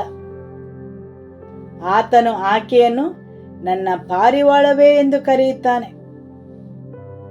ಅನೇಕ ಬಗೆಯ ಪಕ್ಷಿಗಳಿವೆ, ಆದರೆ ದೇವರು ತನ್ನ ಪ್ರಿಯಳನ್ನು ಕರೆಯಲು ಪಾರಿವಾಳವನ್ನು ಆಯ್ಕೆ ಮಾಡುತ್ತಾನೆ. ಓ ನನ್ನ ಪಾರಿವಾಳವೇ. ಹೌದು, ಪಾರಿವಾಳದಲ್ಲಿದ್ದ ಕೆಲವು ಗುಣಗಳು ದೇವರ ಹೃದಯವನ್ನು ಮುಟ್ಟುತ್ತವೆ. ಆದುದರಿಂದ ಆಕೆಯ ಪ್ರಿಯಳಿಗೋಸ್ಕರ ಕರೆಯಲು ಆತನು ಆಯ್ಕೆ ಮಾಡುತ್ತಾನೆ. ಹದ್ದನ್ನು ನೋಡಿ, ಅದು ಬಲಯುತವಾಗಿದೆ, ಅದರ ಕೊಕ್ಕು ಬಲವಾಗಿದೆ, ಬಲವಾದ ಕಾಲುಗಳು, ಬೆರಳುಗಳು. ಅದರ ಬಲದಿಂದ ಅದು ಬೇಟೆಯನ್ನು ಹಿಡಿಯುತ್ತದೆ. ಪಾರಿವಾಳವನ್ನು ಅದಕ್ಕೆ ಹೋಲಿಸಿದರೆ ಅದು ತುಂಬಾ ದುರ್ಬಲವಾಗಿ ಕಾಣುತ್ತದೆ, ಅಸಕ್ತವಾಗಿದೆ. ಆದರೆ ದೇವರು ಕರೆಯುತ್ತಾರೆ, ಓ ನನ್ನ ಪಾರಿವಾಳವೇ. ಮೊದಲಗಿತ್ತಿಯ ಸೌಂದರ್ಯವು ಆಕೆಯ ದುರ್ಬಲತೆಯಲ್ಲಿ ಅಡಗಿದೆ, ಆಕೆಯ ಬಲದಲ್ಲಿ ಅಲ್ಲ. ಆತನು ಆಕೆಯನ್ನು ಓ ನನ್ನ ಹದ್ದೆ ಎಂದು ಕರೆಯುವುದಿಲ್ಲ, ಓ ನನ್ನ ಪಾರಿವಾಳವೇ ಎಂದು ಕರೆಯುತ್ತಾನೆ. ಆದುದರಿಂದ ದೇವರು ತನ್ನ ಮೊದಲಗಿತ್ತಿಯ ಸೌಂದರ್ಯವನ್ನು ಆಕೆಯ ದುರ್ಬಲತೆಯಲ್ಲಿ ಕಂಡುಕೊಳ್ಳುತ್ತಾನೆ. ಆಮೇನ್. ಒಂದು ಚಿಕ್ಕ ಶಬ್ದಕ್ಕೆ ಪಾರಿವಾಳವು ಹೆದರಿ ಹಾರಿ ಹೋಗುತ್ತದೆ, ಆದರೆ ಹದ್ದು ಅದೇ ಸ್ಥಳದಲ್ಲಿ ಉಳಿಯುತ್ತದೆ. ಹದ್ದು ನಿಮ್ಮ ಮೇಲೆ ಆಕ್ರಮಣ ಮಾಡಬಹುದು. ಹದ್ದು ಏನನ್ನು ತಿನ್ನುತ್ತದೆ? ಮಾಂಸವನ್ನು. ಪಾರಿವಾಳವು ಏನನ್ನು ತಿನ್ನುತ್ತದೆ? ದವಸ ಧಾನ್ಯಗಳನ್ನು. ಸರಿಯಲ್ಲವೇ? ಎರಡೂ ಪಕ್ಷಿಗಳು. ಆದರೆ ಅವುಗಳು ತಿನ್ನುವ ಅಭ್ಯಾಸವು ಬೇರೆ ಬೇರೆಯಾಗಿದೆ. ಒಂದು ದವಸ ಧಾನ್ಯಗಳನ್ನು ತಿನ್ನುತ್ತದೆ. ದೇವರ ವಾಕ್ಯವು ಧಾನ್ಯಗಳಂತೆ, ಬೀಜಗಳಂತೆ. ಆಮೇನ್. ಕೆಲವೊಂದು ಪಕ್ಷಿಗಳು ದವಸ ಧಾನ್ಯಗಳು ಅಂದರೆ ದೇವರ ವಾಕ್ಯವನ್ನು ತಿನ್ನುತ್ತವೆ. ಇನ್ನು ಕೆಲವೊಂದು ಪಕ್ಷಿಗಳು ಮಾಂಸವನ್ನು ತಿನ್ನುತ್ತವೆ. ಹೌದು, ಎರಡು ಬೇರೆ ಬೇರೆ ರೀತಿಯ ಜೀವನವನ್ನು ವಿಶ್ವಾಸಿಯು ಜೀವಿಸಬಹುದು. ಪಾರಿವಾಳದಂತೆ ದೇವರ ವಾಕ್ಯವನ್ನು ಧಾನ್ಯಗಳಂತೆ ಹೆಕ್ಕಿ ಹೆಕ್ಕಿ ತಿನ್ನುವುದು. ಕೊಯ್ಲು ಮುಗಿದ ಮೇಲೆ ಗದ್ದೆಗಳಲ್ಲಿ ನೀವು ನೋಡಿದರೆ ಅಲ್ಲಿ ರಾಶಿ ರಾಶಿಯಾಗಿ ಪಾರಿವಾಳಗಳಿರುತ್ತವೆ. ಅವುಗಳು ಅಲ್ಲಿ ಬಿದ್ದಿದ್ದ ಧಾನ್ಯಗಳನ್ನು, ಬೀಜಗಳನ್ನು ಹೆಕ್ಕಲು ಬಂದಿವೆ. ಸರಿಯಲ್ಲವೇ? ದೇವರ ರಾಜ್ಯವು ಒಬ್ಬ ರೈತನು ತನ್ನ ಬೀಜಗಳನ್ನು ಬಿತ್ತಲು ಹೋದಂತೆ. ನೀವು ದೇವರ ವಾಕ್ಯದಿಂದ ತಿನ್ನಬಹುದು ಅಥವಾ ಮಾಂಸವನ್ನು ತಿನ್ನಬಹುದು. ಅಂತಹ ಎರಡು ಜೀವನಗಳನ್ನು ನೀವು ಜೀವಿಸಬಹುದು. ದೇವರು ಹೇಳುತ್ತಾರೆ, ಓ ನನ್ನ ಪಾರಿವಾಳವೇ. ಯಾಕೆಂದರೆ ನಿಮ್ಮ ತಿನ್ನುವ ವಿಷಯವು ಮುಖ್ಯವಾಗಿದೆ. ನೀವು ಯಾವ ವಿಷಯಗಳಿಂದ ನಿಮ್ಮ ಮನಸ್ಸನ್ನು, ನಿಮ್ಮ ಹೃದಯವನ್ನು ತುಂಬಿಸುತ್ತೀರಿ, ಅದು ಮುಖ್ಯವಾಗಿದೆ. ನೀವು ಯಾವುದನ್ನು ತಿನ್ನುತ್ತೀರಿ? ಓ ನನ್ನ ಪಾರಿವಾಳವೇ. ನಿಮ್ಮ ಸೌಮ್ಯತೆ. ಸ್ವಾಭಾವಿಕವಾಗಿ ನೋಡಿದಾದರೆ ಒಬ್ಬ ಗಂಡಸನ್ನು ಒಂದು ಹೆಂಗಸು ಹೇಗೆ ಆಕರ್ಷಿಸುತ್ತಾಳೆ? ಆಕೆಯ ಬಲವೇ? ಮಾಂಸಖಂಡಗಳೇ? ಅಲ್ಲ, ಆಕೆಯ ಸೌಮ್ಯತೆ, ಶ್ರೀಸಹಜ ಗುಣ. ಸರಿಯಲ್ಲವೇ? ಆಮೇನ್. ಒಬ್ಬ ಹೆಂಗಸು ಆಕೆಯ ಸೌಮ್ಯತೆ ಮತ್ತು ಶ್ರೀಸಹಜ ಗುಣದಿಂದ ಗಂಡಸನ್ನು ಆಕರ್ಷಿಸುತ್ತಾಳೆ. ದೇವರು ಸಹ ಹೇಳುತ್ತಾರೆ, ಆತನ ಮೊದಲಗಿತ್ತಿಗೆ, ಓ ನನ್ನ ಪಾರಿವಾಳವೇ. ಈ ಲೋಕವು ಅದನ್ನು ಭ್ರಷ್ಟ ಮಾಡುತ್ತದೆ. ದೇವರು ಕೊಟ್ಟ ಗುಣವನ್ನು ಬದಲಾಯಿಸಲು ಪ್ರಯತ್ನಿಸುತ್ತದೆ. ಹೆಂಗಸರು ತಾವು ಶಕ್ತಿವಂತರೆಂದು ಅವರ ಹಕ್ಕುಗಳಿಗೆ ಕಾದಾಡುತ್ತಾರೆ. ಇದು ನಮ್ಮ ಹಕ್ಕು ಎಂದು ಹೇಳಿ ನಿಮ್ಮ ಶ್ರೀಸಹಜ ಗುಣವನ್ನು ಕಳೆದುಕೊಳ್ಳುತ್ತೀರಿ. ನಿಮ್ಮಲ್ಲಿರುವ ಆ ಪಾರಿವಾಳದ ಗುಣಲಕ್ಷಣಗಳನ್ನು ಕಳೆದುಕೊಳ್ಳುತ್ತೀರಿ. ನಿಮ್ಮ ಸೌಮ್ಯತೆಯನ್ನು, ಅದು ಮಾತ್ರ ನಿಮ್ಮನ್ನು ಆಕರ್ಷಣೀಯವಾಗಿ ಮಾಡುತ್ತದೆ. ಆಮೆನ್. ಬಂಡೆಯ ಬಿರುಕುಗಳಲ್ಲಿಯೂ ಸಂದುಗಳ ಮರೆಯಲ್ಲಿಯೂ ಇರುವ ನನ್ನ ಪಾರಿವಾಳವೇ, ನಿನ್ನ ರೂಪವನ್ನು ನನಗೆ ತೋರಿಸು. ನಿನ್ನ ರೂಪವು ಅಂದ, ನಿನ್ನ ಸ್ವರವು ಇಂಪಾಗಿ ಕೇಳಲು ನೀವು ಬಂಡೆಯ ಬಿರುಕುಗಳಲ್ಲಿ ಕಾಣಸಿಗಬೇಕು. ನೀವು ಯೇಸುವಿನಲ್ಲಿ ಮಾತ್ರ ಕಂಡುಕೊಳ್ಳಬೇಕು. ಆ ಬಂಡೆಯು ಬಿರುಕು ಬಿಟ್ಟಿದೆ.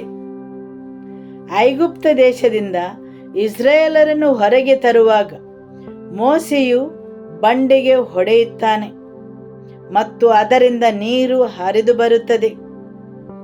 ಅದು ಕ್ರಿಸ್ತನ ನೆರಳಾಗಿದೆ. ಕಲ್ವಾರಿ ಶಿಲುಬೆಯಲ್ಲಿ ಆತನನ್ನು ಹೊಡೆದರು. ಅಲ್ಲಿ ರಕ್ತ ಮತ್ತು ನೀರು ಆತನ ಹೃದಯದಿಂದ ಹರಿಯಿತು. ಅಲ್ಲಿ ಆತನು ತನ್ನ ಮೊದಲ ಗಿತ್ತಿಗೆ ಸಭೆಗೆ ಜನ್ಮ ನೀಡಿದನು. ತನ್ನ ರಕ್ತದ ಕೊನೆಯ ತೊಟ್ಟನ್ನು ನೀಡಿದನು. ಕಲ್ವಾರಿಯಲ್ಲಿ ಆತನು ಜೀವವನ್ನು ಕೊಟ್ಟನು. ಅದರ ನೆರಳನ್ನು ಮೋಶೆಯು ಬಂಡೆಗೆ ಹೊಡೆದ ಸಂದರ್ಭವನ್ನು ನೀವು ನೋಡಬಹುದು, ಸರಿಯಲ್ಲವೇ? ಎರಡನೇ ಸಲ ಅವನು ಹೊಡೆದನು ಮತ್ತು ತನ್ನ ಜೀವವನ್ನು ಕಳಕೊಂಡನು. ದೇವರು ಹೇಳಿದ್ದು ಮಾತಾಡು. ಆದರೆ ಮೋಶೆಯು ಆ ಬಂಡೆಯನ್ನು ಎರಡನೇ ಸಲ ಹೊಡೆದನು. ದೇವರು ಹೇಳಿದರು, ನೀನು ವಾಗ್ದಾನದ ನಾಡನ್ನು ಸೇರುವುದಿಲ್ಲವೆಂದು. ಕ್ರಿಸ್ತನನ್ನು ಒಂದೇ ಸಲ ಕೊಂದರು. ಹೌದು, ಒಂದೇ ಒಂದು ಸಲ.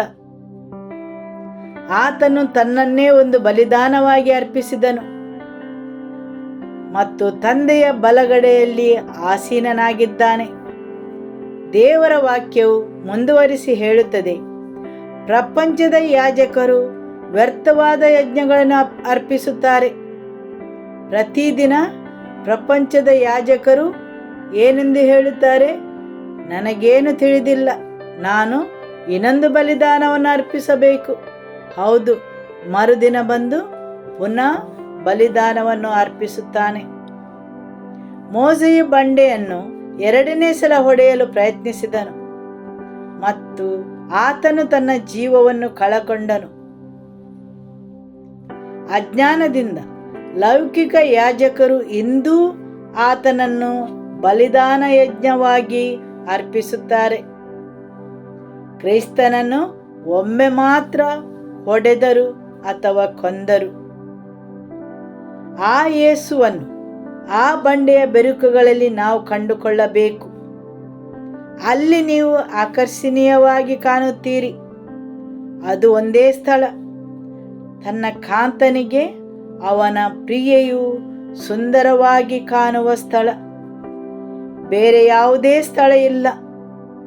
ನಿಮ್ಮ ಒಳ್ಳೆಯ ಕೆಲಸಗಳಲ್ಲ, ನಿಮ್ಮ ಸಮಾಜ ಸೇವೆಯಲ್ಲ, ನಿಮ್ಮ ಒಳ್ಳೆಯ ಕಾರ್ಯಗಳು ಯಾವುದೂ ದೇವರಿಗೆ ಆಕರ್ಷಣೀಯವಾಗಿ ಕಾಣುವುದಿಲ್ಲ. ಒಂದೇ ಒಂದು ಸ್ಥಳ, ಬಂಡೆಯ ಬೆರುಕುಗಳಲ್ಲಿ, ಅಂದರೆ ಯೇಸುವಿನ ರಕ್ತದ ಅಡಿಯಲ್ಲಿ. ಅಲ್ಲಿ ಮಾತ್ರ ನಿಮ್ಮ ರೂಪವು ಅಂದ, ನಿಮ್ಮ ಧ್ವನಿಯು ಇಂಪಾಗಿರುವುದು. ಹಾಲೆಲೂಯ. ಆ ಬಂಡೆಯ ಹೊರಗೆ ನಿಮ್ಮ ಧ್ವನಿಯು ದೇವರಿಗೆ ಅಸಹನೀಯವಾಗಿರುತ್ತದೆ. ಯೇಸುವಿನ ಹೊರತು ನೀವು ಮಾಡಿದ ಪ್ರಾರ್ಥನೆಗೆ ಆತನು ಕಿವಿ ಕೊಡುವುದಿಲ್ಲ. ಅದು ಆತನಿಗೆ ಅಸಹ್ಯವಾಗಿರುತ್ತದೆ. ನಿಮ್ಮ ಧ್ವನಿಯು ಇಂಪಾಗಿರುವುದು ಬಂಡೆಯ ಬಿರುಕುಗಳಲ್ಲಿ ಮಾತ್ರ. ನಿಮ್ಮನ್ನು ನಾನು ಅಲ್ಲಿ ಕಾಣುವಂತಾಗಲಿ. ಆಮೆನ್. ಪರಮಗೀತೆ ಅಧ್ಯಾಯ 2 ವಾಕ್ಯ 15 ಮತ್ತು 16. ತೋಟಗಳನ್ನು ಹಾಳು ಮಾಡುವ ನರಿಮರಿಗಳನ್ನು ಹಿಡಿಯಿರಿ. ಹೂ ಬಿಟ್ಟಿರುವ ನಮ್ಮ ದ್ರಾಕ್ಷಿ ತೋಟಗಳು ಹಾಳು. ಎನ್ನಿನಿಯನು ನನ್ನವನೇ, ನಾನು ಅವನ ಒಡೆ. ನೆಲದಾವರೆಗಳ ಮಧ್ಯದಲ್ಲಿ ಮಂದೆಯನ್ನು ಬೇಯಿಸುವವನಾಗಿದ್ದಾನೆ. ಆಮೇನ್. ತೋಟಗಳನ್ನು ಹಾಳು ಮಾಡುವ ನರಿಮರಿಗಳನ್ನು ಹಿಡಿಯಿರಿ. ಈ ವಾಕ್ಯದ ಬಗ್ಗೆ ಹೋದ ವಾರ ಪ್ಯಾಷನ್ ಆವೃತ್ತಿಯಿಂದ ನಾವು ಕೇಳಿದೆವು. ಪ್ರಿಯನು ಹೇಳುತ್ತಾನೆ, ತೋಟಗಳನ್ನು ಹಾಳು ಮಾಡುವ ನರಿಮರಿಗಳನ್ನು ಹಿಡಿಯಿರಿ. ಅವುಗಳು ಹೂ ಬಿಟ್ಟಿರುವ ನಮ್ಮ ದ್ರಾಕ್ಷಿ ತೋಟಗಳನ್ನು ಹಾಳು ಮಾಡುತ್ತವೆ. ದ್ರಾಕ್ಷಿ ತೋಟಗಳು ಅಂದರೆ ನಮ್ಮ ದೇವರೊಡನೆ ಆತ್ಮೀಯ ಸಂಬಂಧ. ಈ ನರಿಮರಿಗಳು ನಿಮ್ಮ ದೇವರೊಡನೆ ಇದ್ದ ಆತ್ಮೀಯ ಸಂಬಂಧವನ್ನು ಹಾಳು ಮಾಡುತ್ತವೆ. ಆದುದರಿಂದ ಆ ನರಿಮರಿಗಳನ್ನು ಹಿಡಿಯಿರಿ. ಒಂದು ವೇಳೆ ನೀವು ಆ ನರಿಮರಿಗಳನ್ನು ಹಿಡಿಯದಿದ್ದರೆ, ನಂತರದ ವಾಕ್ಯ ಹೇಳುತ್ತದೆ, ಎನ್ನಿನಿಯನು ನನ್ನವನೇ, ನಾನು ಅವನವಳೇ. ನೀವು ಆ ನರಿಮರಿಗಳನ್ನು ಹಿಡಿಯದಿದ್ದರೆ ನೀವು ಆ ಅನುಭವವನ್ನು ಪಡೆಯುವುದಿಲ್ಲ. ದೇವರು ನಿಮಗಾಗಿ ಇದ್ದಾರೆ ಎಂಬ ಅನುಭವವನ್ನು ಪಡೆಯುವುದಿಲ್ಲ. ಇಲ್ಲಿ ದೇವರ ವಾಕ್ಯ ಹೇಳುತ್ತದೆ, ನಮ್ಮ ಸಂಬಂಧವನ್ನು ಹಾಳು ಮಾಡುವ ಆ ನರಿಮರಿಗಳನ್ನು ಹಿಡಿಯಿರಿ. ಹೂ ಬಿಡುವ ನಮ್ಮ ಪ್ರೀತಿಯ ಸಂಬಂಧವನ್ನು ಹಾಳು ಮಾಡುತ್ತವೆ. ಒಂದು ವೇಳೆ ಆ ಸ್ತ್ರೀಯು ಅದನ್ನು ಮಾಡಲು ವಿಫಲರಾದರೆ ಅಲ್ಲಿಂದ ಆಕೆ ಮುಂದುವರಿದು ಮುಂದಿನ ಸ್ಥಾನಕ್ಕೆ ಹೋಗುವುದಿಲ್ಲ. ದೇವರ ವಾಕ್ಯ ಹೇಳುತ್ತದೆ, ಎನ್ನಿನಿಯನು ನನ್ನವನೇ, ನಾನು ಅವನವಳೇ. ಅಂದರೆ ದೇವರು ನಿಮಗಾಗಿ ಇದ್ದಾರೆ ಎಂಬ ತಿಳುವಳಿಕೆಗೆ ಬರುತ್ತೀರಿ. ನೀವು ಆತನಿಗೆ ಸಂಬಂಧಪಟ್ಟವರು ಎಂಬ ಅನುಭವವು ನಿಮಗೆ ಆಗುವುದು. ನೀವು ನಿಮ್ಮ ಆತ್ಮೀಯ ಸಂಬಂಧವನ್ನು ಹಾಳು ಮಾಡುವ ಆ ನರಿಮರಿಗಳನ್ನು ಹಿಡಿದ ಮೇಲೆ ಮಾತ್ರ. ಪ್ಯಾಷನ್ ಆವೃತ್ತಿ ಹೇಳುತ್ತದೆ, ದೇವರೊಡನೆ ಹೂ ಬಿಡುವ ಆ ಆತ್ಮಿಕ ಸಂಬಂಧವೆಂದು.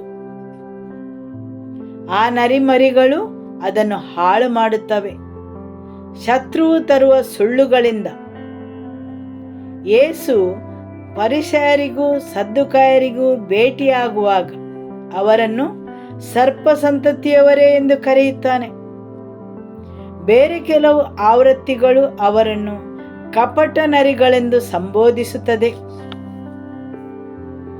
ಧಾರ್ಮಿಕ ಕಪಟತನವು ನಿಮ್ಮಿಂದ ತೆಗೆಯದೆ, ಧಾರ್ಮಿಕತೆಯು ನಿಮ್ಮಲ್ಲಿ ಹಾಕಿದ ಆ ಸುಳ್ಳುಗಳನ್ನು ತೆಗೆಯದೆ, ನೀವು ದೇವರ ಎದುರು ಬಾಹ್ಯವಾಗಿ ಚೆನ್ನಾಗಿ ಕಾಣಬೇಕೆಂಬ ಆ ಸುಳ್ಳುಗಳು, ನಿಮ್ಮ ಒಳ್ಳೆಯ ಕಾರ್ಯಗಳು, ಸೇವೆಗಳು, ಆ ಸುಳ್ಳನ್ನು ಬೇರು ಸಹಿತ ಕಿತ್ತೊಗೆಯದೆ, ಕಪಟ ನರಿಗಳನ್ನು ಹಿಡಿಯದೆ ಹೋದರೆ ದೇವರು ನಿಮಗಾಗಿ ಇದ್ದಾರೆ ಎಂಬ ಸತ್ಯದ ಅನುಭವವನ್ನು ನೀವು ಪಡೆಯುವುದಿಲ್ಲ.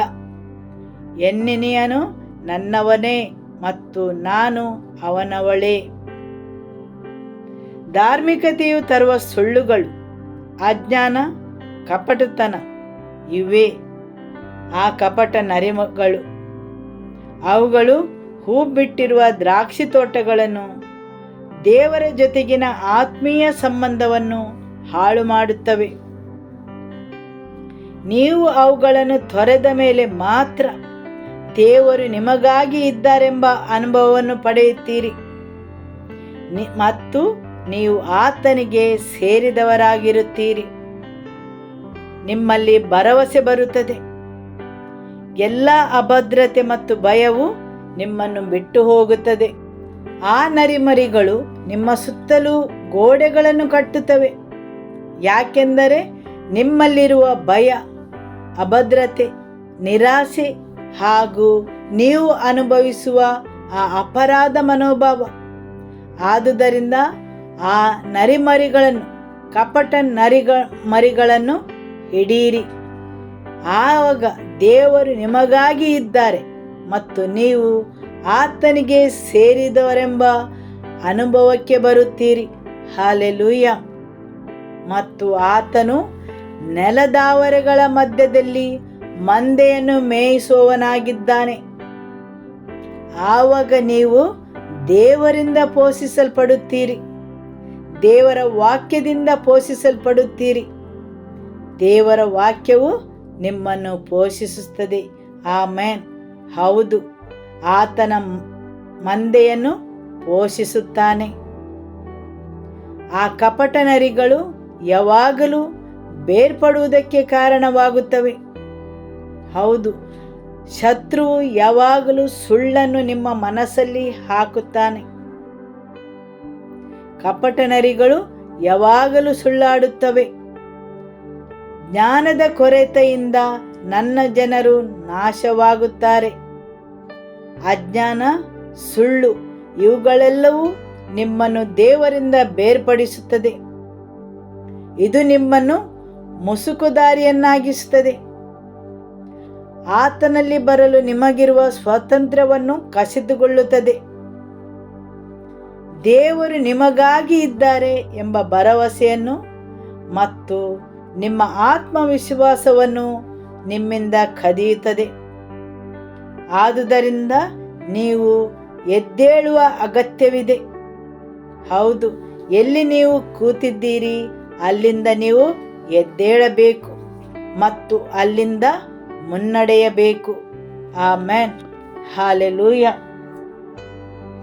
ಪರಮಗೀತೆ ಅಧ್ಯಾಯ 2 ವಾಕ್ಯ 10-12. ನನ್ನ ನಲ್ಲನು ನನಗೆ ಹೀಗೆಂದನು, ನನ್ನ ಪ್ರಿಯತಮೆ, ಎನ್ನ ಸುಂದರಿಯೇ, ಎದ್ದು ನನ್ನೊಂದಿಗೆ ಬಾ. ಇಗೋ, ಚಳಿಗಾಲ ಕಳೆಯಿತು, ಮಳೆಗಾಲ ಮುಗಿಯಿತು, ಭೂಮಿಯಲ್ಲೆಲ್ಲ ಹೂಗಳು ಕಾಣ್ತವೆ. ಕುಡಿ ಸವರುವ ಕಾಲ ಬಂತು, ಬೆಳವಕ್ಕಿಯ ಕೂಗು ದೇಶದಲ್ಲಿ ಕೇಳಿಸುತ್ತದೆ.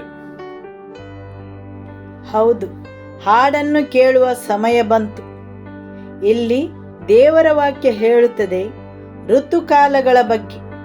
ಹೌದು, ಋತುಕಾಲಗಳಿವೆ. ಋತುಕಾಲದಲ್ಲಿ ಚಳಿಗಾಲ ಒಂದು. ಚಳಿಗಾಲದಲ್ಲಿ ಎಲ್ಲವೂ ತಣ್ಣಗಾಗಿಯೂ ಮಬ್ಬಾಗಿಯೂ ಇರುತ್ತದೆ. ನೀವು ನಿಮ್ಮ ಸುತ್ತಲೂ ಪ್ರಕಾಶಭರಿತವಾಗಿರುವುದನ್ನು ಯಾವುದೂ ನೋಡುವುದಿಲ್ಲ. ಎಲ್ಲವೂ ಕತ್ತಲಾಗಿಯೂ ಮಬ್ಬಾಗಿಯೂ ಕಾಣುತ್ತದೆ. ಆದರೆ ದೇವರ ವಾಕ್ಯ ಹೇಳುತ್ತದೆ, ಆ ಋತುವು ಮುಗಿಯಿತು, ಚಳಿಗಾಲ ಕಳೆಯಿತು, ಮಳೆಗಾಲ ಮುಗಿಯಿತು, ಭೂಮಿಯಲ್ಲೆಲ್ಲ ಹೂಗಳು ಕಾಣಲು ಪ್ರಾರಂಭವಾದವು. ದೇವರ ಜೊತೆಗಿನ ನಿಮ್ಮ ಸಾಗುವಿಕೆಯಲ್ಲೂ ಋತುಗಳಿವೆ. ಹೌದು, ಅಂತಹ ಕೆಲವು ಸಮಯದಲ್ಲಿ ದೇವರು ದೂರ ಇದ್ದಾರೆ ಎಂದು ಭಾವಿಸುತ್ತೀರಿ. ಅನೇಕ ಸಲ ಆತನ ಪ್ರಸನ್ನತೆಯಾಗಲಿ ಆತನ ಪ್ರೀತಿಯನ್ನಾಗಲಿ ಅನುಭವಿಸುವುದಿಲ್ಲ. ನೀವು ಚಳಿಗಾಲದಲ್ಲಿ ಅಥವಾ ಮಳೆಗಾಲದಲ್ಲಿ ಇದ್ದ ಹಾಗೆ ಭಾವಿಸುತ್ತೀರಿ. ಎಲ್ಲವೂ ತಣ್ಣಗಾಗಿಯೂ ಮಬ್ಬಾಗಿಯೂ ಕಾಣುತ್ತದೆ. ಆದರೆ ಇಲ್ಲಿ ದೇವರ ವಾಕ್ಯವು ಹೇಳುತ್ತದೆ, ಆ ಋತುವು ಮುಗಿಯಿತು. ಹೌದು, ನಾನು ಹಕ್ಕಿಗಳ ಹಾಡನ್ನು ಕೇಳುತ್ತಾ ಇದ್ದೇನೆ, ಆನಂದಿಸುವ ಶಬ್ದವನ್ನು ಆಲಿಸುತ್ತೇನೆ, ಬೆಳವಕ್ಕಿಯ ಕೂಗನ್ನು ಕೇಳುತ್ತೇನೆ. ಆಮೆನ್. ಹಾಲೆಲೂಯ. ನನ್ನ ನಲ್ಲನು ನನಗೆ ಹೀಗೆಂದನು, ನನ್ನ ಪ್ರಿಯತಮೆ, ಎನ್ನ ಸುಂದರಿಯೇ, ಎದ್ದು ನನ್ನೊಂದಿಗೆ ಬಾ. ಇಗೋ, ಚಳಿಗಾಲ ಕಳೆಯಿತು, ಮಳೆಗಾಲ ಮುಗಿಯಿತು, ಭೂಮಿಯಲ್ಲೆಲ್ಲ ಹೂಗಳು ಕಾಣ್ತವೆ. ಕುಡಿ ಸವರುವ ಕಾಲ ಬಂತು, ಬೆಳವಕ್ಕಿಯ ಕೂಗು ದೇಶದಲ್ಲಿ ಕೇಳಿಸುತ್ತದೆ. ಆಮೆನ್. ಹೌದು, ಚಳಿಗಾಲವು ಕಳೆಯಿತು. ನಿಮ್ಮ ತಣ್ಣನೆಯ ಮತ್ತು ಬೇರ್ಪಡುವಿಕೆಯ ಋತುವು ಮುಗಿಯಿತು. ನಿಮ್ಮ ನೆರೆಯವರಲ್ಲಿ ಹೇಳಿ, ನಿಮ್ಮ ಚಳಿಗಾಲವು ಕಳೆಯಿತು, ಮಳೆಗಾಲವು ಮುಗಿಯಿತು. ಹಾಡನ್ನು ಹಾಡುವ ಸಮಯವು ಬಂತು. ಹೌದು, ಹಾಡನ್ನು ಹಾಡುವ ಸಮಯ ಬಂತು. ಯಾವಾಗ ಜನರು ಹಾಡುತ್ತಾರೆ? ಅವರು ಸಂತೋಷದಲ್ಲಿರುವಾಗ. ಹಾಗೆ ಕೆಲವರು ಬೇಸರದಲ್ಲಿರುವಾಗಲೂ ಹಾಡುತ್ತಾರೆ. ಅದು ಬೇರೆ ವಿಷಯ. ಆದರೆ ಇಲ್ಲಿ ದೇವರ ವಾಕ್ಯ ಹೇಳುತ್ತದೆ, ಹಾಡುವ ಸಮಯವು ಬಂತು. ಬೆಳವಕ್ಕಿಯ ಕೂಗು ದೇಶದಲ್ಲಿ ಕೇಳಿಸುತ್ತದೆ. ಬೆಳವಕ್ಕಿಯ ಕೂಗಿನ ಸಮಯವೆಂದರೆ ಅವುಗಳು ಗೂಡು ಕಟ್ಟುವ ಸಮಯ. ತಣ್ಣಗಿನ ಸಮಯವು ಕಳೆಯಿತು. ಈಗ ಆತ್ಮೀಯತೆಯ ಸಂಬಂಧ ಬೆಳೆಸುವ ಸಮಯ. ದೇವರು ಹೇಳುತ್ತಾರೆ, ಈ ಸಮಯವು ಆನಂದಿಸುವ, ಹಾಡುವ ಸಮಯವೆಂದು. ನನ್ನ ಸಾಮೀಪ್ಯಕ್ಕೆ ಬರುವ ಸಮಯ. ಬೆಳವಕ್ಕಿ ಕೂಗು ಕೇಳುವಾಗ, ಬೆಳವಕ್ಕಿಯ ಕೂಗನ್ನು ನೀವು ಮಳೆಗಾಲದಲ್ಲಿ ಕೇಳುವುದಿಲ್ಲ ಹಾಗೂ ಚಳಿಗಾಲದಲ್ಲಿಯೂ ಕೇಳುವುದಿಲ್ಲ. ಆದರೆ ಆ ಕೂಗನ್ನು ನೀವು ಕೇಳುವುದು ವಸಂತ ಋತು ಬರುವಾಗ. ನೀವು ನಿಮ್ಮ ಋತುಕಾಲವನ್ನು ಅರಿತುಕೊಳ್ಳಬೇಕು. ಹೌದು, ಸಮಯ ಮತ್ತು ಋತುಗಳಿವೆ. ಹೇಗೆ ಭೂಲೋಕದಲ್ಲಿ ಋತುಮಾನಗಳಿವೆ, ಅದೇ ರೀತಿ ದೇವರ ಜೊತೆ ನೀವು ಸಾಗುವಾಗ ಅಲ್ಲೂ ಋತುಮಾನಗಳಿವೆ. ನೀವು ನಿಮ್ಮ ಋತುಕಾಲವನ್ನು ತಿಳಿಯದಿದ್ದರೆ ನೀವು ತಪ್ಪಿಸಿಕೊಳ್ಳುತ್ತೀರಿ. ಇಲ್ಲಿ ದೇವರ ವಾಕ್ಯವು ಹೇಳುತ್ತದೆ, ವಸಂತ ಕಾಲವು ಬಂತು, ಆನಂದಿಸುವ ಸಮಯವು ಬಂತು. ಯೇಸು ಯೆರೂಸಲೇಮನ್ನು ಪ್ರವೇಶಿಸುವಾಗ ಆ ಜನರನ್ನು ನೋಡಿ ಹೇಳುತ್ತಾರೆ, ನಿನ್ನ ಭೇಟಿಯ ಸಮಯವನ್ನು ನೀನು ಅರಿತಿದ್ದರೆ. ಹೌದು, ಹಲವು ಸಮಯದಲ್ಲಿ ದೇವರು ನಿಮಗೆ ತುಂಬ ಸಮೀಪದಲ್ಲಿ ಇದ್ದ ಹಾಗೆ ಅನುಭವಿಸುತ್ತೀರಿ ಮತ್ತು ಆತನು ನಿಮ್ಮನ್ನು ಕರೆಯುತ್ತಾನೆ. ಆತನ ಪ್ರಸನ್ನತೆಯು ನಿಮ್ಮ ಬಳಿ ಇರುವುದನ್ನು ಅನುಭವಿಸುತ್ತೀರಿ. ಆವಾಗ ನೀವು ಆತನಿಗೆ ಪ್ರತಿಕ್ರಿಯೆಯನ್ನು ನೀಡಬೇಕು. ಕೆಲವು ವಾರದ ಹಿಂದೆ ನಾವು ಕೇಳಿದೆವು, ಹೇಗೆ ಆಕೆಯ ಎನೆಯನು ಬರುತ್ತಾನೆ, ಆಕೆಯನ್ನು ಕರೆಯುತ್ತಾನೆ, ಬಾಗಿಲಿನ ಹಿಡಿಯನ್ನು ಹಿಡಿಯುತ್ತಾನೆ ಸಹ. ಆದರೆ ಆಕೆಯು ಉತ್ತರಿಸಲು ಹಿಂಜರಿಯುತ್ತಾಳೆ. ಕೊನೆಗೆ ಆಕೆಯು ಮನಸ್ಸು ಮಾಡಿ ಬಾಗಿಲನ್ನು ತೆರೆಯುವಾಗ ಆಕೆಯ ಪ್ರಿಯನು ಹೋಗಿಯಾಗಿರುತ್ತದೆ. ಹೌದು, ಆತನ ಭೇಟಿಯ ಕಾಲವಿದೆ. ಆಮೆನ್. ಆದುದರಿಂದ ಕೆಲವೊಂದು ವಿಷಯಗಳಿಂದ ನೀವು ಎದ್ದೇಳಬೇಕು. ಅವುಗಳು ಯಾವುವು ನಿಮ್ಮನ್ನು ಹಿಡಿದಿಟ್ಟುಕೊಂಡಿವೆ ಎಂದು ನನಗೆ ತಿಳಿದಿಲ್ಲ. ಅದು ನಿಮ್ಮ ಭಯ, ನೋವುಗಳು, ಅವಮಾನ, ನಿಮ್ಮ ಅಭದ್ರತೆ, ನೀವು ಅರ್ಹರಲ್ಲ ಎಂಬ ಭಾವನೆ ಯಾವುದೂ ಇರಬಹುದು. ಹೌದು, ಆದುದರಿಂದ ಅಂಥ ವಿಷಯಗಳಿಂದ ನೀವು ಎದ್ದೇಳಬೇಕು. ಪ್ರಿಯನು ಹೇಳುತ್ತಾನೆ, ಎದ್ದು ನನ್ನೊಂದಿಗೆ ಬಾ, ಪ್ರಯಾಣವಿದೆ. ಹೌದು, ದೇವರ ಜೊತೆ ಸಾಗುವ ಪ್ರಯಾಣವಿದೆ. ಹಾಲೆಲೂಯ. ಪರಮಗೀತೆ ಅಧ್ಯಾಯ 2 ವಾಕ್ಯ 17. ಕತ್ತಲು ಕಳೆಯುವ ಮೊದಲು, ಹೊತ್ತು ಮೂಡುವ ಮೊದಲು ಹೊರಟು ಬಾ ನನ್ನ ಪ್ರಿಯನೇ. ಬೆತೆರ್ ಪರ್ವತದಲ್ಲಿ ಜಿಂಕೆಯಂತೆಯೂ ಪ್ರಾಯದ ಹರಣದಂತೆಯೂ ಇರು. ಆಮೆನ್. ಬೇತೇರ್ ಪರ್ವತವು ಬೇರ್ಪಡುವಿಕೆಯ ಸಂಕೇತವಾಗಿದೆ.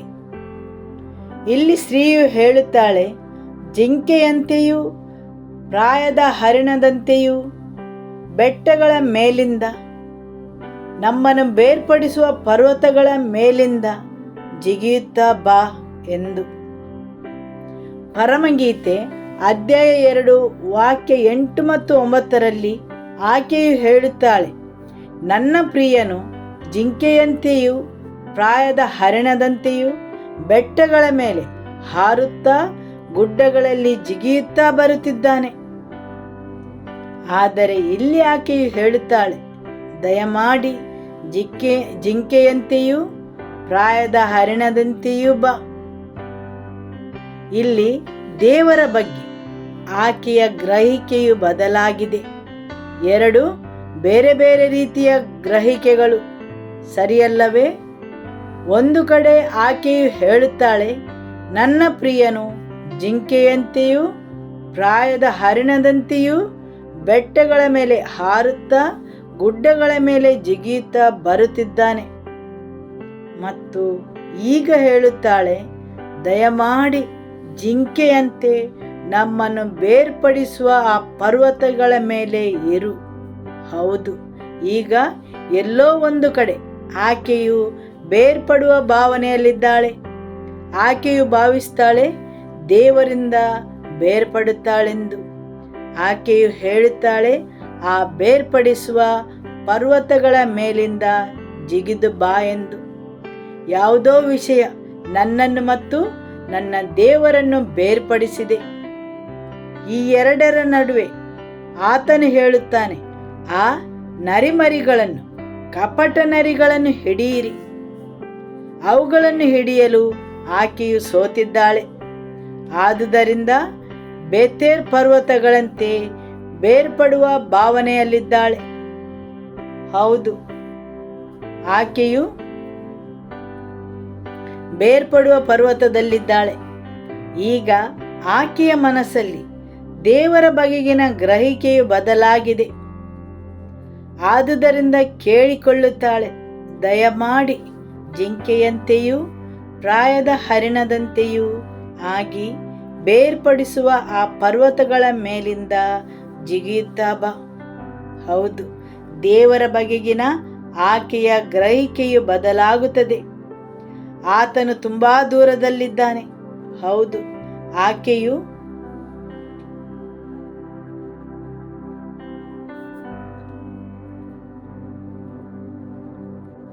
ಆಕೆಯು ಬೇರ್ಪಡಿಸುವ ಪರ್ವತದ ಮೇಲಿದ್ದಾಳೆ. ಕೆಲವು ವಿಷಯಗಳು ಆಕೆಯನ್ನು ಮತ್ತು ಆಕೆಯ ದೇವರನ್ನು ಬೇರ್ಪಡಿಸಿದ್ದಾರೆ. ಅದು ಕಪಟ ನರಿಗಳು, ಸುಳ್ಳುಗಳು, ಮೋಸ. ಶತ್ರುವು ನಿಮ್ಮಲ್ಲಿ ಹಾಕಿದ್ದನ್ನು ನೀವು ಅವು ಯಾವುದೆಂದು ತಿಳಿದುಕೊಳ್ಳದೆ ಅವುಗಳನ್ನು ಹಿಡಿಯದೇ ಇದ್ದರೆ ನೀವದನ್ನು ದೇವರ ವಾಕ್ಯದ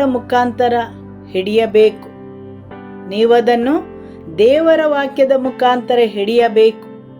ಆ ಕಪಟ ನರಿಗಳನ್ನು. ಅದು ನಿಮಗೆ ಹೇಗೆ ತಿಳಿಯಿತು? ದೇವರ ವಾಕ್ಯವು ಅದನ್ನು ಪ್ರಕಟಪಡಿಸಿತು. ಸರಿಯಲ್ಲವೇ? ಆಮೇನ್. ಯಾವಾಗ ನಿಮ್ಮ ವೈರಿಯು ನಿಮ್ಮನ್ನು ಖಂಡಿಸುವಾಗ, ಆರೋಪಗಳನ್ನು ನಿಮ್ಮ ಮೇಲೆ ಹೇರುವಾಗ, ನಿಮ್ಮ ಮೇಲೆ ಇರುವ ಅಪರಾಧ ಮನೋಭಾವ, ಆವಾಗ ದೇವರ ವಾಕ್ಯವು ನಿಮಗೆ ಬಿಡುಗಡೆಯನ್ನು ನೀಡುತ್ತದೆ.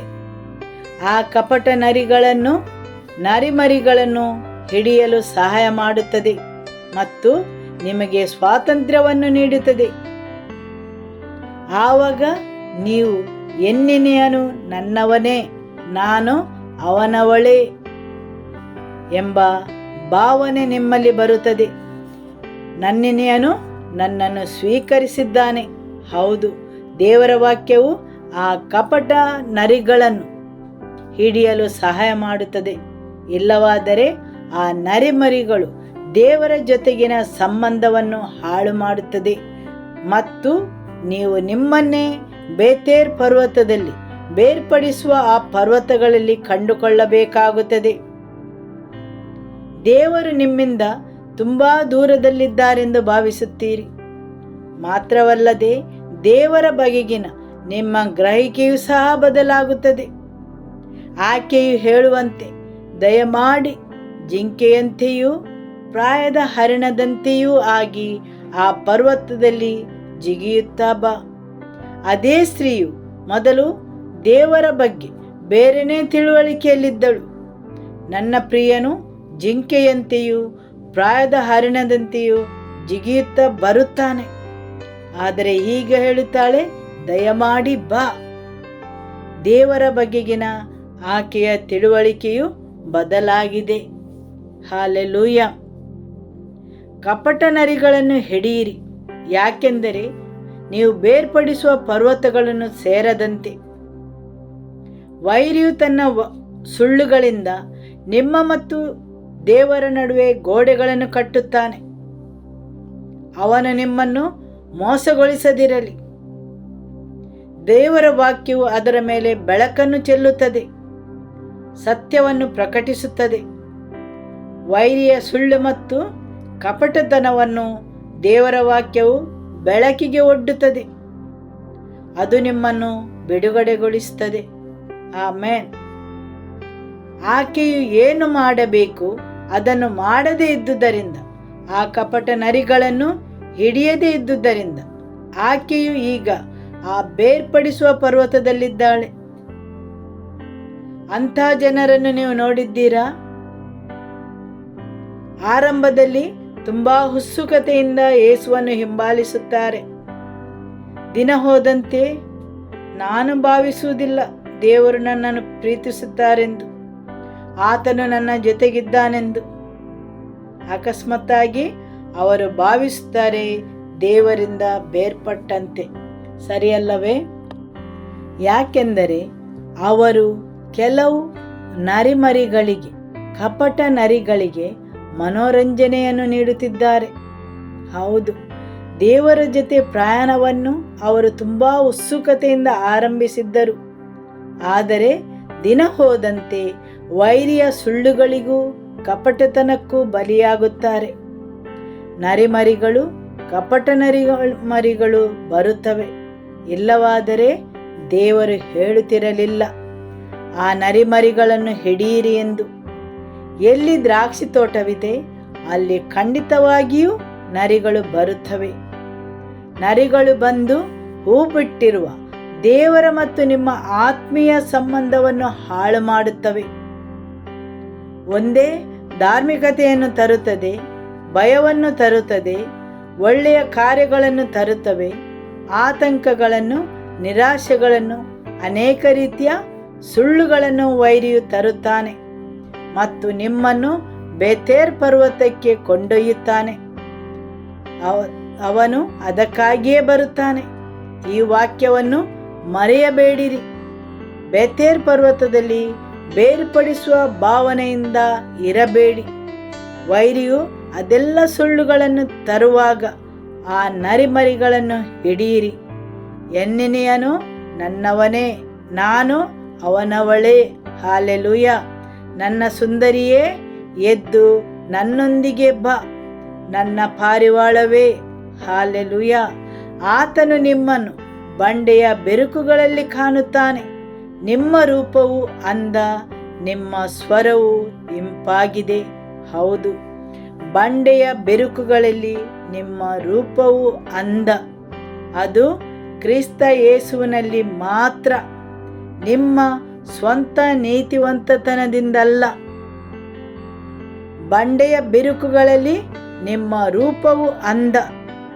ಅದು ಕ್ರಿಸ್ತ ಯೇಸುವಿನಲ್ಲಿ ಮಾತ್ರ, ನಿಮ್ಮ ಸ್ವಂತ ನೀತಿವಂತತನದಿಂದಲ್ಲ. ಆಮೆನ್. ಧಾರ್ಮಿಕತೆಯು ಯಾವಾಗಲೂ ನೀವು ನೀತಿವಂತರಂತೆ ಕಾಣಿಸುವಂತೆ ಮಾಡುತ್ತದೆ ಅಥವಾ ಆ ಭಾವನೆಗಳನ್ನು ತರುತ್ತದೆ. ದೇವರ ವಾಕ್ಯವು ಹೇಳುತ್ತದೆ, ಕ್ರಿಸ್ತ ಯೇಸುವಿನಲ್ಲಿ ನೀವು ಕಾಣಬೇಕು, ನಿಮ್ಮ ಸ್ವಂತ ನೀತಿವಂತತನದಿಂದಲ್ಲ. ಪಾರಿವಾಳವು ಬಂಡೆಯ ಬಿರುಕುಗಳಲ್ಲಿ ಕಾಣಲು ಸಿಗುವಾಗ ಅದು ಆಕರ್ಷಣೀಯವಾಗಿರುತ್ತದೆ.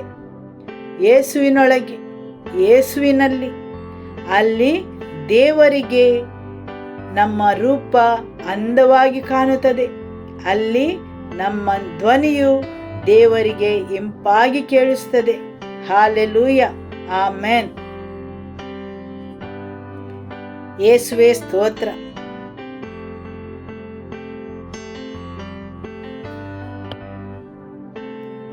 ಯಾರೆಲ್ಲ ನಿಮ್ಮ ಜೀವನವನ್ನು ಯೇಸುವಿಗೆ ಸಮರ್ಪಿಸಲು ಆಶಿಸುತ್ತೀರಿ, ಅವರು ನನ್ನ ಜೊತೆ ಈ ಪ್ರಾರ್ಥನೆಯನ್ನು ಮಾಡಿರಿ. ಯೇಸುವೇ, ನಾನು ನನ್ನ ಜೀವನವನ್ನು ನಿನಗೆ ಸಮರ್ಪಿಸುತ್ತೇನೆ. ನಾನು ಒಬ್ಬ ಪಾಪಿ ಎಂದು ಅರಿತುಕೊಳ್ಳುತ್ತೇನೆ. ನೀನು ನನಗಾಗಿ ಶಿಲುಬೆಯಲ್ಲಿ ನನ್ನ ಪಾಪಗೋಸ್ಕರ ಮರಣ ಹೊಂದಿದ್ದಕ್ಕೆ ನಿನಗೆ ಸ್ತೋತ್ರವನ್ನು ಸಲ್ಲಿಸುತ್ತೇನೆ. ನಿನ್ನ ರಕ್ತದಲ್ಲಿ ನನ್ನ ಪಾಪಗಳಿಗೆ ಕ್ಷಮೆ ಉಂಟು. ನೀನು ನನ್ನ ಪಾಪಗೋಸ್ಕರ ಶಿಲುಬೆಯ ಮರಣವನ್ನು ಹೊಂದಿದ್ದೀರೆಂದು ನಾನು ನಂಬುತ್ತೇನೆ. ನಿಮ್ಮ ರಕ್ತದಿಂದ ನನ್ನನ್ನು ಶುದ್ಧೀಕರಿಸಿರಿ. ನನ್ನ ಪಾಪಗಳನ್ನು ಕ್ಷಮಿಸಿರಿ. ನಾನು ಪಾಪವನ್ನು, ಲೋಕವನ್ನು, ಸೈತಾನನನ್ನು ತಿರಸ್ಕರಿಸುತ್ತೇನೆ ಯೇಸುವಿನ ನಾಮದಲ್ಲಿ.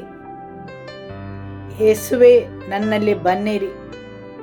ನನ್ನಲ್ಲಿ ನೀವು ಬರಲು ಅಡ್ಡಿ ಮಾಡುವ ಎಲ್ಲ ನನ್ನ ಪಾಪಗಳಿಂದ, ನನ್ನ ವಂಶಾವಳಿಯಿಂದ, ನನ್ನ ಪೂರ್ವಜರಿಂದ, ನನ್ನ ಮೇಲೆ ಅವುಗಳಿಗೆ ಇರುವ ಅಧಿಕಾರದಿಂದ ನನಗೆ ಬಿಡುಗಡೆಯನ್ನು ನೀಡಿರಿ.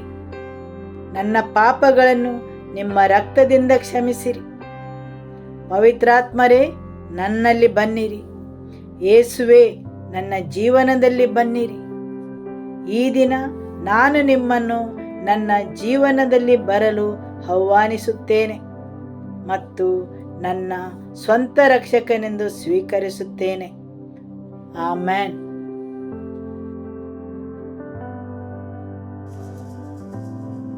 Thank you, Jesus. Thank you for every life in this place. We bring every life under your blood, Lord. Every household under your blood, Lord. And we speak forth for your grace and your mercy to abound over every life, Lord. May there be seasons of refreshing over every life. Draw every heart closer to you, Lord.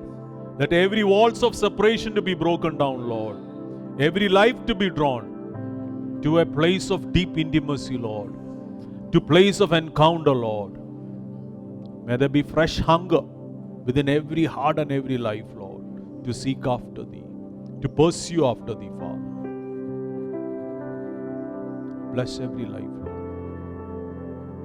In Jesus' name, amen. May the love of God the Father, may the peace of our Lord Jesus Christ, and the fellowship of the Holy Spirit be with you all. In Jesus' name.